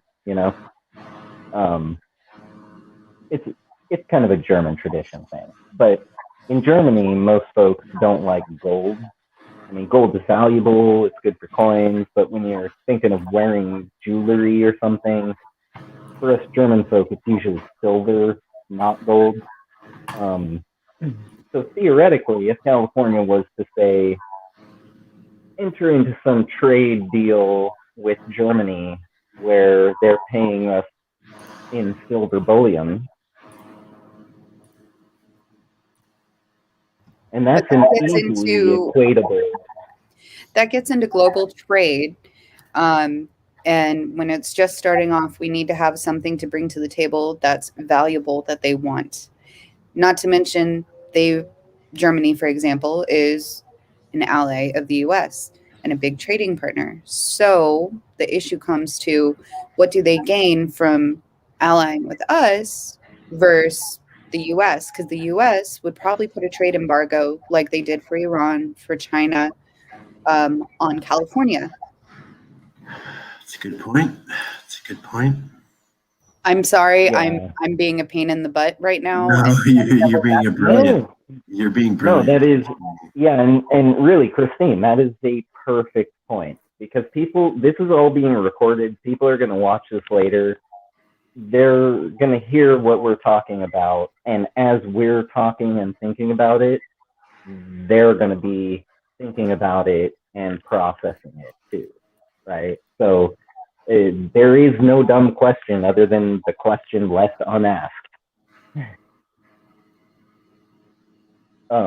My thoughts on trade embargo is that the United States of America relies far too heavily on California to be able to put any sort of effective embargo against them. Most of America's food comes from us. Most of America's revenue comes from us. Most of America's taxes comes from us. Most of America's natural resources that are exported comes from us. Most everything in America is actually Californian, other than Wall Street. So, okay, here's a question, sort of diverting from money, but it does relate to domestic and international affairs. California has just come out of one of the worst droughts in its history. What happens if we go through that again? because the salination process is very minimal here, or desalinization of the ocean water. I know in Middle Eastern countries that is something that they do a lot to get their drinking water. But what if we have to ask the US to trade for water? Like, what are we going to do about that? Well, that's another thing I've thought a lot about over the years. I am huge on pointing out to everyone that Mexico has been illegally siphoning off California's groundwater longer than I've been alive. They had a permit at one point in time. The permit ran out. They continued to operate. They were told to cease and desist, and then they continued. They never stopped. So Rather than hold them accountable. Tennessee, Alabama, and Georgia all share the same water source. When they were going through their decade-long drought about 5-10 years ago, it went all the way to the Supreme Court. And it was ruled that Georgia would take the majority share. So getting someone to cease and desist doesn't always work. That's true. So if we ran Nestle out of California, there is about 40 to 60% of California's groundwater no longer missing. I highly doubt we'd have a drought ever again. Now, if we did have some really serious hot weather, well, over in the Sahara region, they have these things that they're like little towers that are like 20 feet tall. They're not like huge, right? It doesn't affect air traffic or anything. But they have these little towers that actually they're condensation towers. And they allow the micro amounts of moisture in the Sahara Desert. Micro amounts of moisture build up, drip down, and fall into a cistern.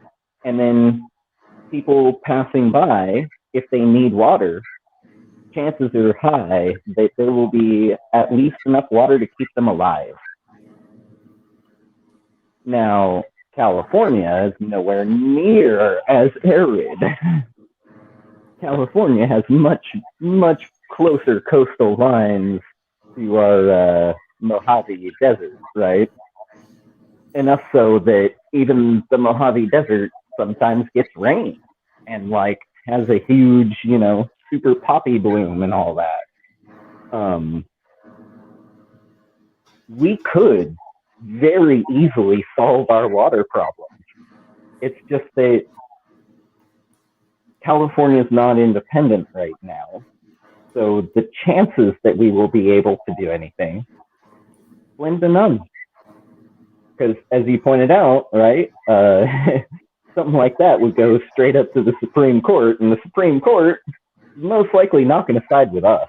They're most likely going to side with whoever makes them more money.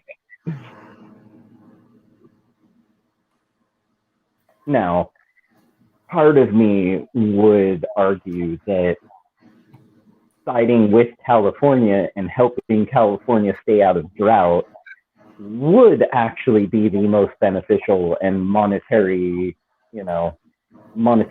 beneficial route, because a prosperous California means a prosperous United States of America. Funny how all of the American politicians seem to forget that. Yeah. I don't know. You're cracking me up, dude. Yeah, we really could solve our water problems very easily if we were independent. So yeah, how much money would it take, though? And so this is how the water goes back to the money, and the denominations and the currency. So how much money would it take for us, say hypothetically tomorrow, independent? So we've been cut off from the rest of the US, and our water that we get from outside California, or the water that's getting siphoned off, what are we going to have to pay with, the currency to get that started? Well, so California has what, like a $1.9 trillion annual economic output, something like that. I mean, like before we give like 80% of it over to the federal government. Right. If the federal government cut us off and we didn't have to give that, massive chunk over to them, we could just spend it on us. We could spend it on our water. We could spend it on anything that California needs. And like almost $2 trillion. I mean, the United States is what, like $12 trillion, COVID package or whatever that's mostly going to the military. But what about the international waters around California? What about the airspace? Getting those items needed in to make these products. Well, and so for international waters, that's an international law that dictates, I believe it's 10 miles. Anything within 10 miles of a land's coastline, those waters are their waters, right? So the Farallones, I believe, are like 2 miles out. They're not even international waters, right? So what happens if California waters and then it goes to international waters? We have Alaska, Hawaii to the west, and then I'm sure that there would be ships to the south that are U.S. And what stops them from doing an embargo like the Israelis have done to the Palestinians? Right outside their water. They can't go past a certain point. Yeah, I'm very familiar with that one. So the one difference would be that Israel kind of gets away with, opening fire on little boats full of Palestinian children. If America was to use a United States warship to destroy another vessel with any people on board, it becomes international news, no matter if they were in the right or not. If But America then you also have to obliterate a California shipping vessel, yes, but then you there have to would be hell to pay. when has the U.S. been successfully tried in an international court for war crimes or any other type of crime? That's a good point. Well, yeah, and where America was kind of the head of the international court for a long time, the world has kind of moved away from America and American exceptionalism. The world court is not really so much of a America can do no wrong, we could never prosecute America. They're not that way anymore. Mainly because like China and Russia are bigger in the world court now than America is. Japan has more influence in the world court than America does now.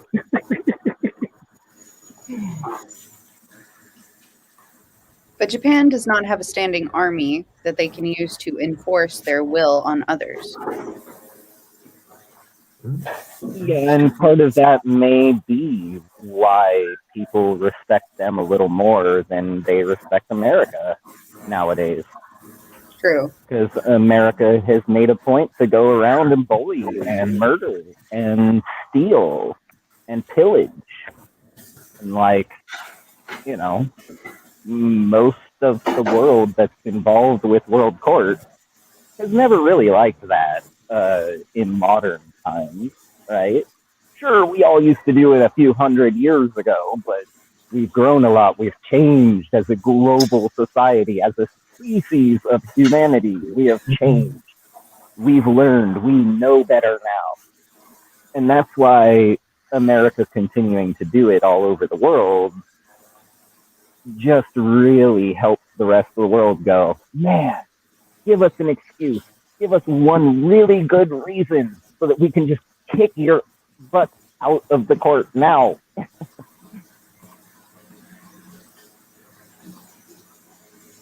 I mean, people still don't want to poke the sleeping bear, but they're not really afraid of the sleeping bear.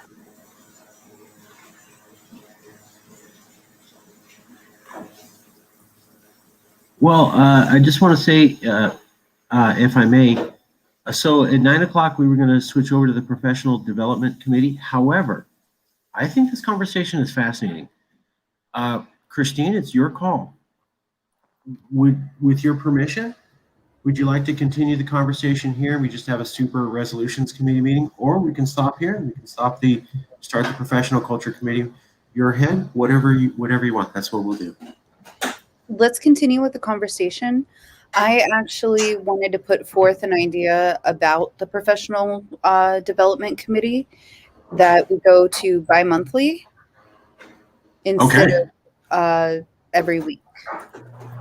Yeah, I was going to talk to you guys about ad hoc, that we could switch everything over to ad hoc and make Tuesday, the big committee day like this, because it seems to be a time when more people could come out. Professor Darren Brown and a couple other people have said it's difficult for them to show up Sundays. So I was like, if we got another day like Tuesday evening, that seems to help people a lot. And I spoke with my students tonight, and getting the day I'm teaching switched is not an issue. So Tuesdays are open for me now. Yes. Okay, score. Okay, good. I'm very pleased to hear that. So it is a comfortable schedule for you to have Tuesdays? Yes. All right. Yeah, and as far as the professional culture, either bi-weekly or ad hoc, I'm okay with either. I think ad hoc probably would go better, just because of at this point, I want to get a consensus from the Congress this coming Sunday on what they want to see going forward, and if there's anything that can be improved. And I want to get input from everyone, since people aren't showing up to those meetings. And then from there, we can work on a game plan going forward. Yeah, I like the sound of it. Yeah, sounds good. Yeah, I love it. Let's do that. So you have all three committee heads. Do you all yeah. Howard? So we're still in the meeting, or has that been wrapped up? We are still in the Domestic and Internationals Committee meeting. We were going to end it, but Christine has said that it's cool to continue the conversation. She had a resolution idea she wanted to propose to the two of you. It seems like we got all three committee heads saying it's okay for Tuesdays to be the resolutions normal big meeting, and then all the other committee meetings to move to ad hoc, meaning if you have something you need to talk about, we'll always meet. But otherwise, we make Tuesday 7. Am I getting that right, Christine? Yes. Yes. All right. I like that. Nice little yes. I can see the body language and the arm movement in my head. Yeah, same here. Here. Yeah. Yes. Exactly. Yeah. Okay, maybe a little bit too much. That's why I was going to try to cut the camp. So, yeah. All right, done deal. That just makes it more flexible. Of course, if people have stuff to talk about, of course we'll meet. But otherwise, I can start promoting Tuesdays at 7. Like if you can't make Sunday at noon, that you would come to Tuesday at 7. And since there's only 2 options, that allows me to go and kind of harass people a little bit better and increase attendance. So I always wanted to get more people at the committee meetings and more people involved. And Christine's absolutely right. We need to increase attendance. By having it down to 2 dates, that allows me to really focus on that. So I will be doing that.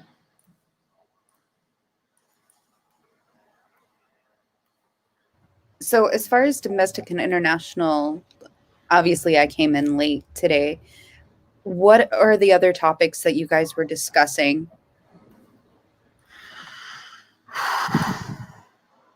It was about how Biden's administration does not align with U.S. values. And then Jason and Robert wanted people to have the top 3 topics. Robert was talking about how Biden said he will remove troops from the USA. And also, Robert was talking about a domestic terror law proposed that will remove the similarities. Jason was talking about, kids in cages and the border wall and stuff, like we met earlier this week on. Am I getting this right? Committee heads Stark and Wright. Yeah. Yes, that's correct. Yeah, and Christine, if you don't mind, one of the things is I asked each of us to go over 1 to 3 points of things of Biden's administration or policy, things that just totally irk you, stand out to you as just absolutely wrong, right?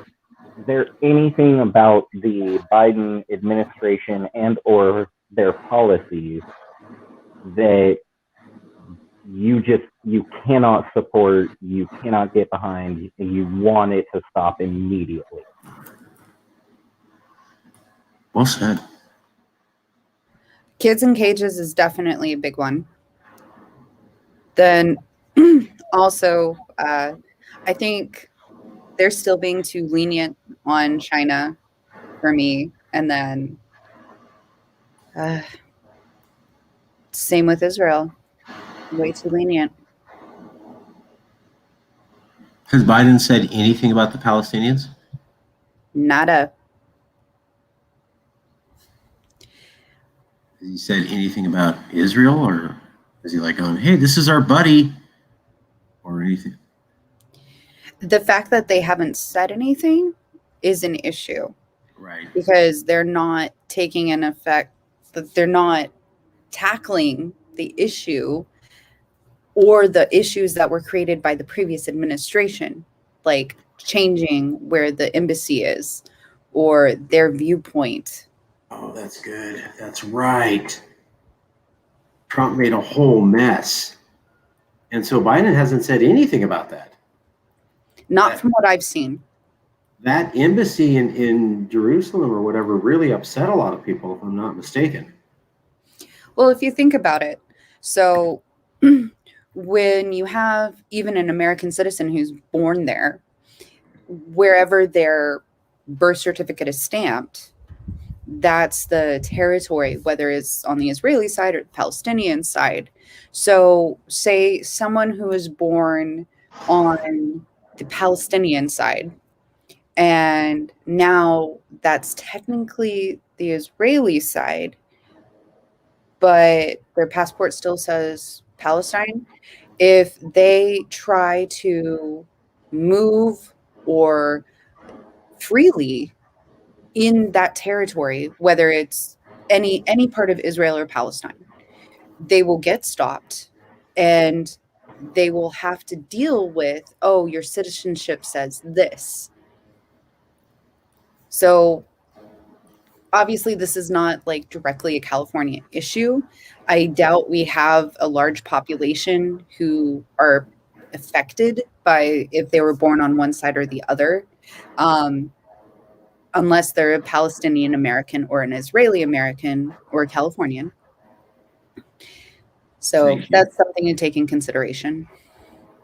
Standing up for Palestinian rights is very popular. California has a gigantic Jewish population, but standing up for the mistreatment of Palestinians or the ending of an apartheid state regime, while still recognizing the absolute right of Israel to exist, is very California. So we have many Jewish people here, we have many Muslim people here, but I seem to notice a consensus even amongst many of the Jewish people here that Israel should be around, but what they're doing over there to the Palestinians is like apartheid. I've heard that from many Californian Jews, heritage people. So I don't think it's stepping out of line to say that it's a California value to stand against apartheid. Yeah, and I'd also like to point out that when they do this embassy move thing, and what Christine was talking about there's a national identity change. There are Palestinian people being stripped of their Palestinian identity because of this. It's the effect of this embassy being moved. Yeah, and I'll give a personal example. So I was born in Germany. And at the time when I was born, you had East Germany and West Germany. East Germany and West Germany don't exist anymore. But on my Social Security paperwork, it still clearly lists West Germany. And that's not a country anymore. So whenever I've had to file paperwork or this, that, or the other, a lot of times I have issues because it's like, oh, you weren't born in the US. And then what is this? Is this fake? I literally went to a DMV and they would not accept my birth certificate. They said it was not a recognized form. Wow. Yeah. And it is a federal form. It should have been recognized. Yeah. Yeah, so that is a perfect example right there for anyone who's viewing or listening later on after this is live. That right there is the perfect example that tells you everything you need to know about this. She was born in Germany, folks. Now, technically, that makes you a German. Technically, you're more German than me. I'm only German-blooded. But I have 2 American parents, so I'm an American by citizenship.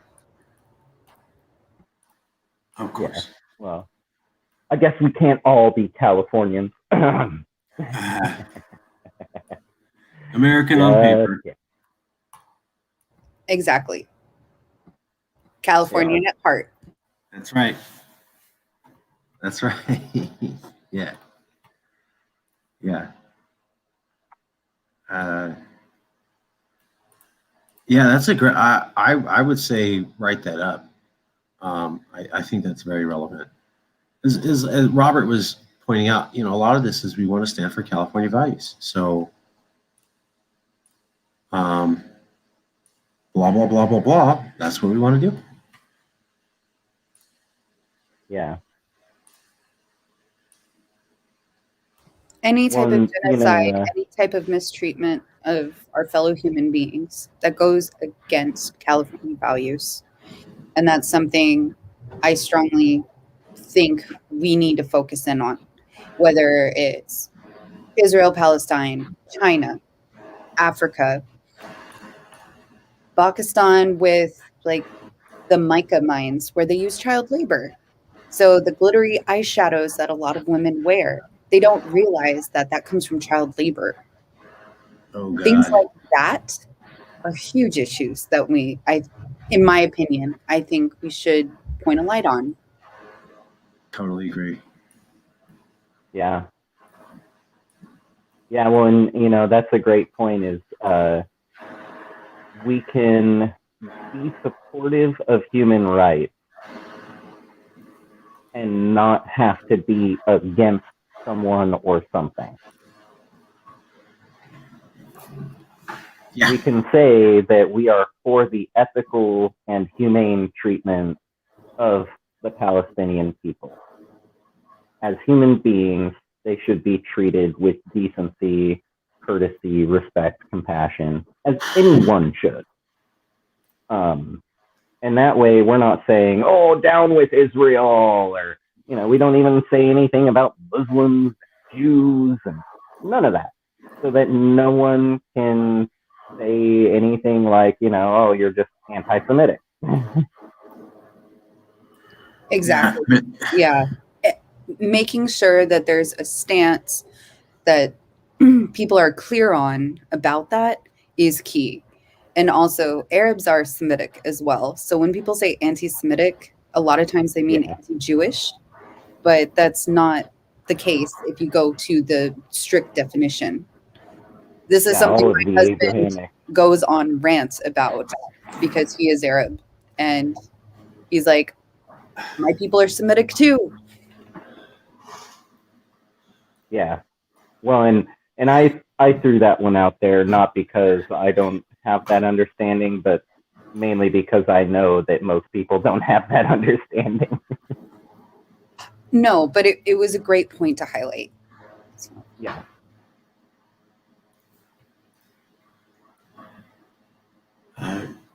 All those are California values, and California stands for diversity and equality, and we also stand for get stick in our nose in anywhere where our people are. And so, you had the California legislatures traveling to Artsakh and getting involved in Azerbaijan and Armenia on the behalf of what they perceive to be California values. So we can certainly do that with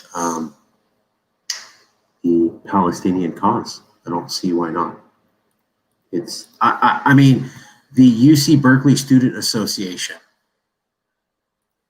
boycotted Israel, right? Like that wasn't, I didn't make that happen. That was the UC Student Association, one of the largest student associations in the world. They just decided to do that because they felt that way. So I think that says something. Yeah.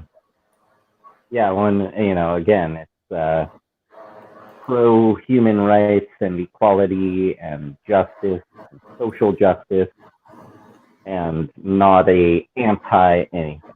Just like Calexit, right? We're not anti-American. We don't hate America.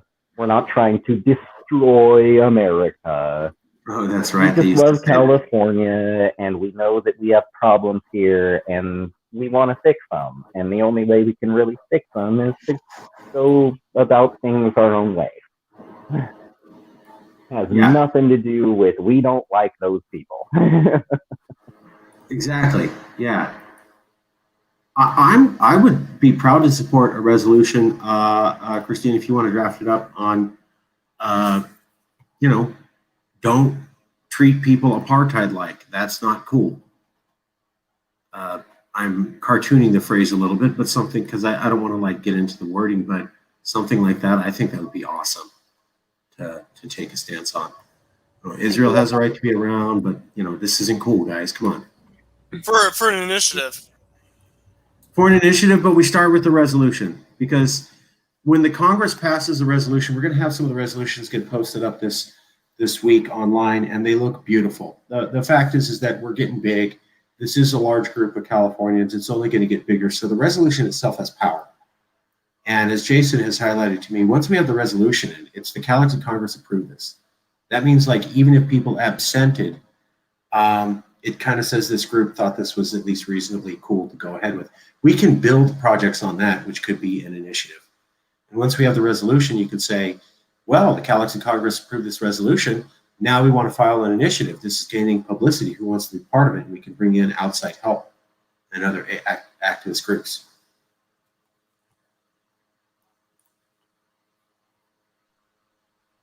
Yeah, that's it exactly. Resolution gives us a mandate.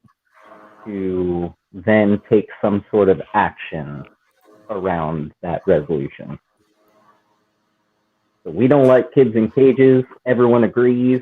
Putting children in cages like feral animals is never okay. And since we have a mandate to go ahead and figure out a way to tackle this and address it, or at least, come up with some way to present, the state of California with a means to bring about an end to putting children in cages like animals. That's the final part of our victory, right? First part is we address an issue before the mainstream media even starts to get on it. Yeah, exactly.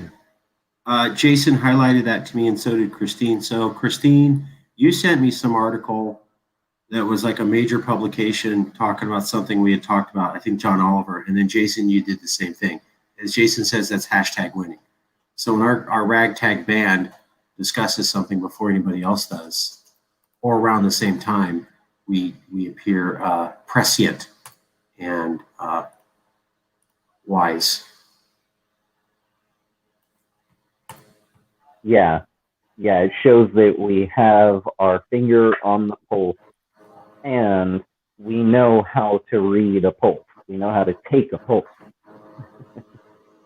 Yes. Yeah.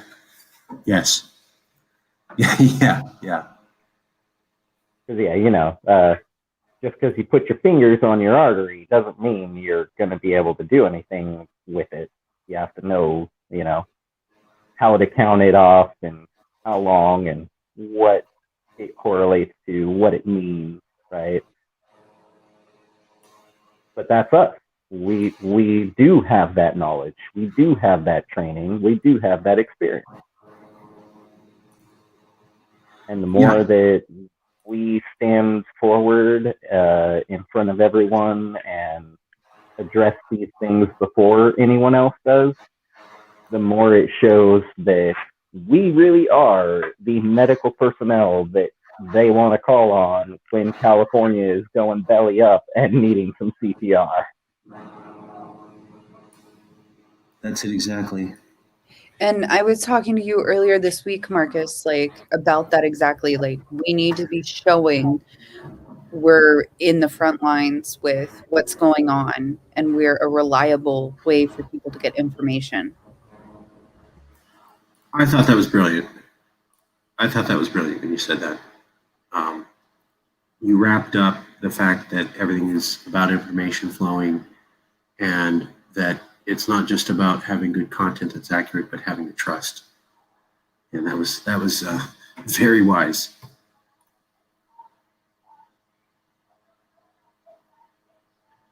Yeah, that's true. People, you can be right about everything, always. But if people don't trust you, they're never going to listen. And then you being right about it does nothing because people won't listen. So yeah, it's got to have both aspects. We've got to be doing the right thing and the good thing, but also we got to make sure that folks notice and that they start to pay attention, and that they, we've got to build their faith in us, their trust in us, which I think we have been doing. We're very above the board, very open and honest, and, not trying to hide anything. We like everything that we say and do kind of counters the, distrust and lack of faith.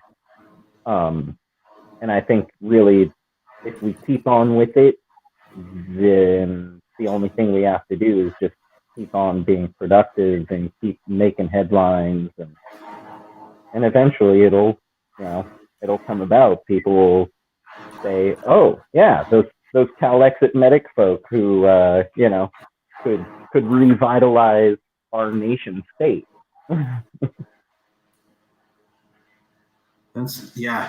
We need to be, California's most trusted news source is basically what we're getting at, without making it too cheesy. but it's the right idea. Even if you have the correct information, if nobody trusts you, why would they buy it? And part of the trust comes from saying things when everybody else is too scared to say them, right? Like jumping into the foray before everyone else does. So that's because then you like saying anything other than Joe Biden is a mythical unicorn, but he actually exists, and oh my God, he's so great and is going to save America. Saying anything other than that gets you labeled as like all of a sudden you're not trustworthy and you're this, you're that, whatever. But here we are going, the truth is the truth. Even if it's a hard truth, it needs to be known because the truth is the truth. I was looking at a Yes Cal. Yeah. There was a Yes Cal book that came out in 2015 or 2016, and we were pointing out trends in the USA, saying America's more divided than ever. Now, when we said that, that's not exactly what people were saying. So we're extremists at that time. But now, looking back, we look super mega brilliant because we were saying stuff no one else was saying at that time, and then the world backed up our interpretation. Like at some point.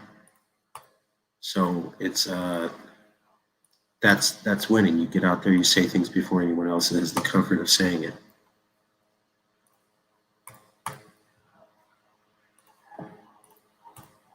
True story.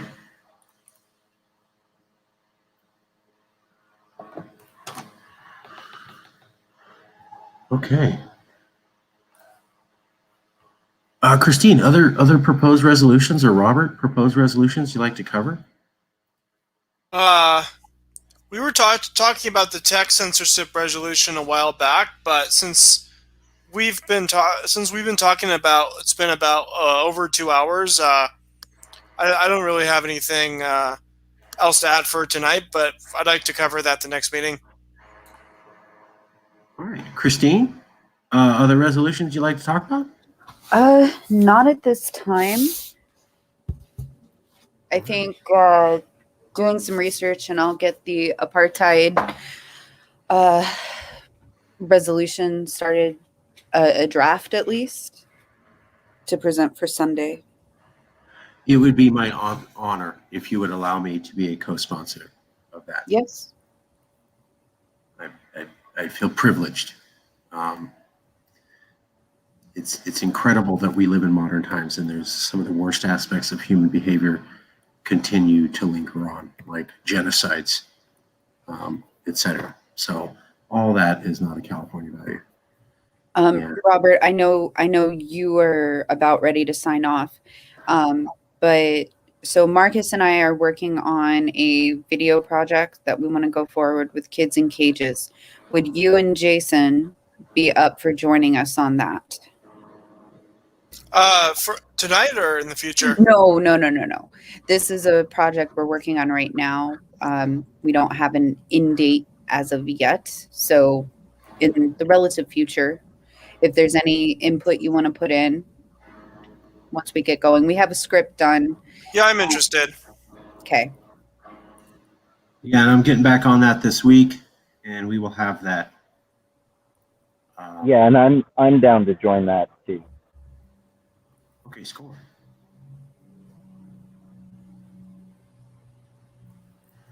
Okay, that's very cool. Very cool. If it pleases the group, may I show a graphic real quick? Yes. Yeah, totally.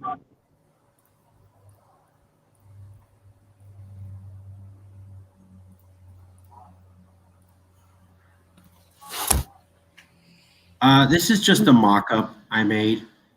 So I took the Hong Kong dollar that Christine talked about. I really like that dual silver gold band. Then I took the historical image of Queen Califia and set it inside the inner ring. And then I changed Miss Lawrence's face to roughly the same tone. It's like a sepia. I was trying to get this brown here, but I couldn't. But this is just a mock-up. You can see just an idea. Not saying we do it, just throwing it out there. But it's a dollar coin. It's got some California emblems. If we made these California emblems the same silver sheen as these $10, it would look perfect.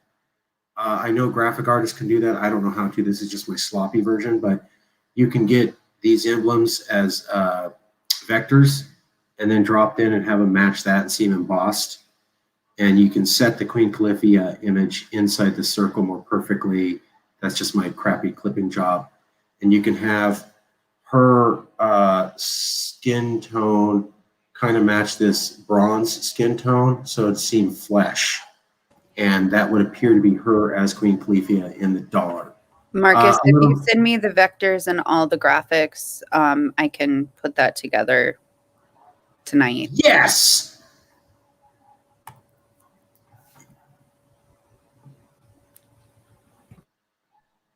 Yeah, I got to say, even for a quick throw together, that actually it came out pretty nicely, really. I like the little like rope edging thing on the inside of the coin.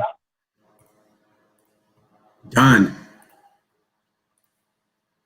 I just want to show this one link. What if instead of doing the rope edging, okay, so you know how all the states have their state flower, their state vine? What if we found something like that just as another California symbol? Oh, yeah. Yeah, I was just... There's some statue that's used as a California symbol. I forget what it's called. Like I think it's like some Roman goddess that's on the California state crest or seal. That is Eureka. Yeah. Yeah, Minerva. So this is all I did. Here's the Hong Kong dollar. We can pick any Hong Kong dollars. They have beautiful coins. I really like this 2-color coin. These are vector graphics. I can chip everything, and I just kind of slammed it in there. And then, Califia goes here. I tried to get the ridge of her hat to match this ridge. And then Adrian goes right over the top of that. So that's real sloppy, but yeah, I'll send all this to you, Christine, if you're willing. That's all it is. Oh yeah, no, this would be like not even a 10-minute job. So no. Okay, yeah. Just email me the individual JPEGs and or the vectors you said, and yeah, no issues. Done. Thank you so much. Yeah, I mean, I'm sure you had the tools, but I'm trying to, her to match that skin so it almost looks like she's bronze. When you clip her hair, it kind of fits neatly, so the hair comes over the front of this. So yeah, I'll send all that. I'll get that out tonight. Done. I have Photoshop, so. Yes, that was excellent. And Christine, I love this article you sent. Let me just show, if may I have permission from the heads of the committee to show these screens, these links Christine shared? Sure. Granted.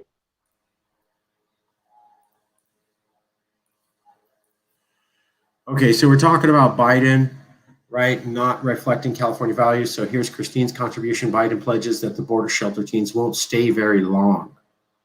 So Biden says, yeah, I know all these kids are cramped, but, it's not going to be for very long. We'll get them out pretty quick. Don't worry about it.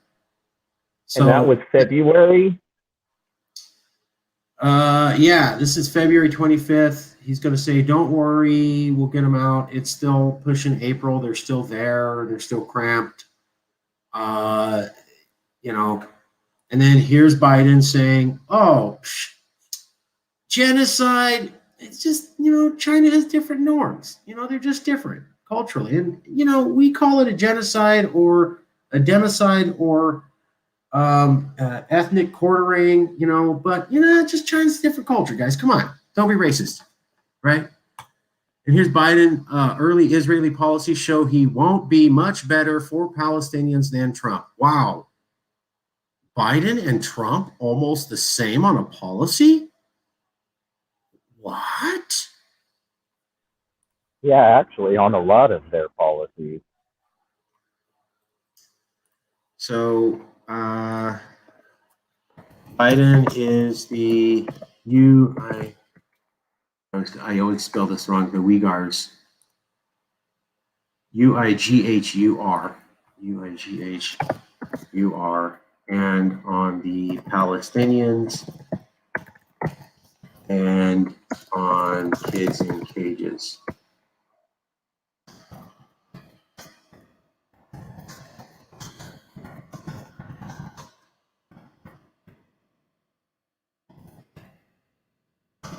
Here you go. This is why I like StreamYard.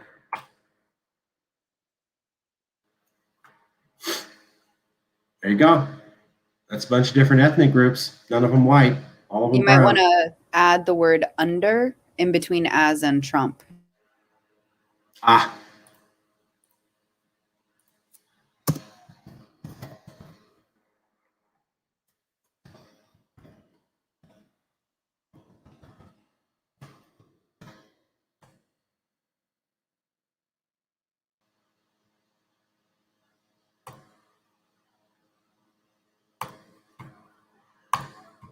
I'll post these other links here.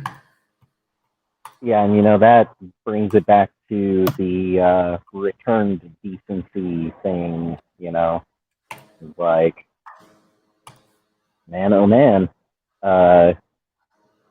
if he's that similar to Trump, what's this return to normalcy and decency? That's exactly what. Yeah. That's what Robert Stark was pointing out. Well, you and Robert an hour ago were pointing out a return to normalcy as promised by Joe Biden is horrible for many people. And I guess this is normal American values are dead opposite California values. We can see that now more than ever. Is it the normal that Joe Biden grew up in before, you know, Martin Luther King Jr., you know? Yeah. Is it that normal that he's talking about? I don't know. But if well, he did say parents need to be letting their kids listen to the radio to go to sleep. Yeah. Any last minute comments? Or are you guys cool if we wrap it up? I'm good with wrapping it up. Wrap away. Okay. Okay, so that's all. Max to go behind that wrap. So I have permission from Miss Howard Eshmawi. Permission from Mr. Stark. Permission from Mr. Wright. Yep. Okay. And since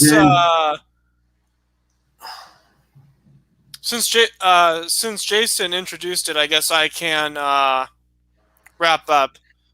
So I'm Robert Stark, and I'm the co-chair of the international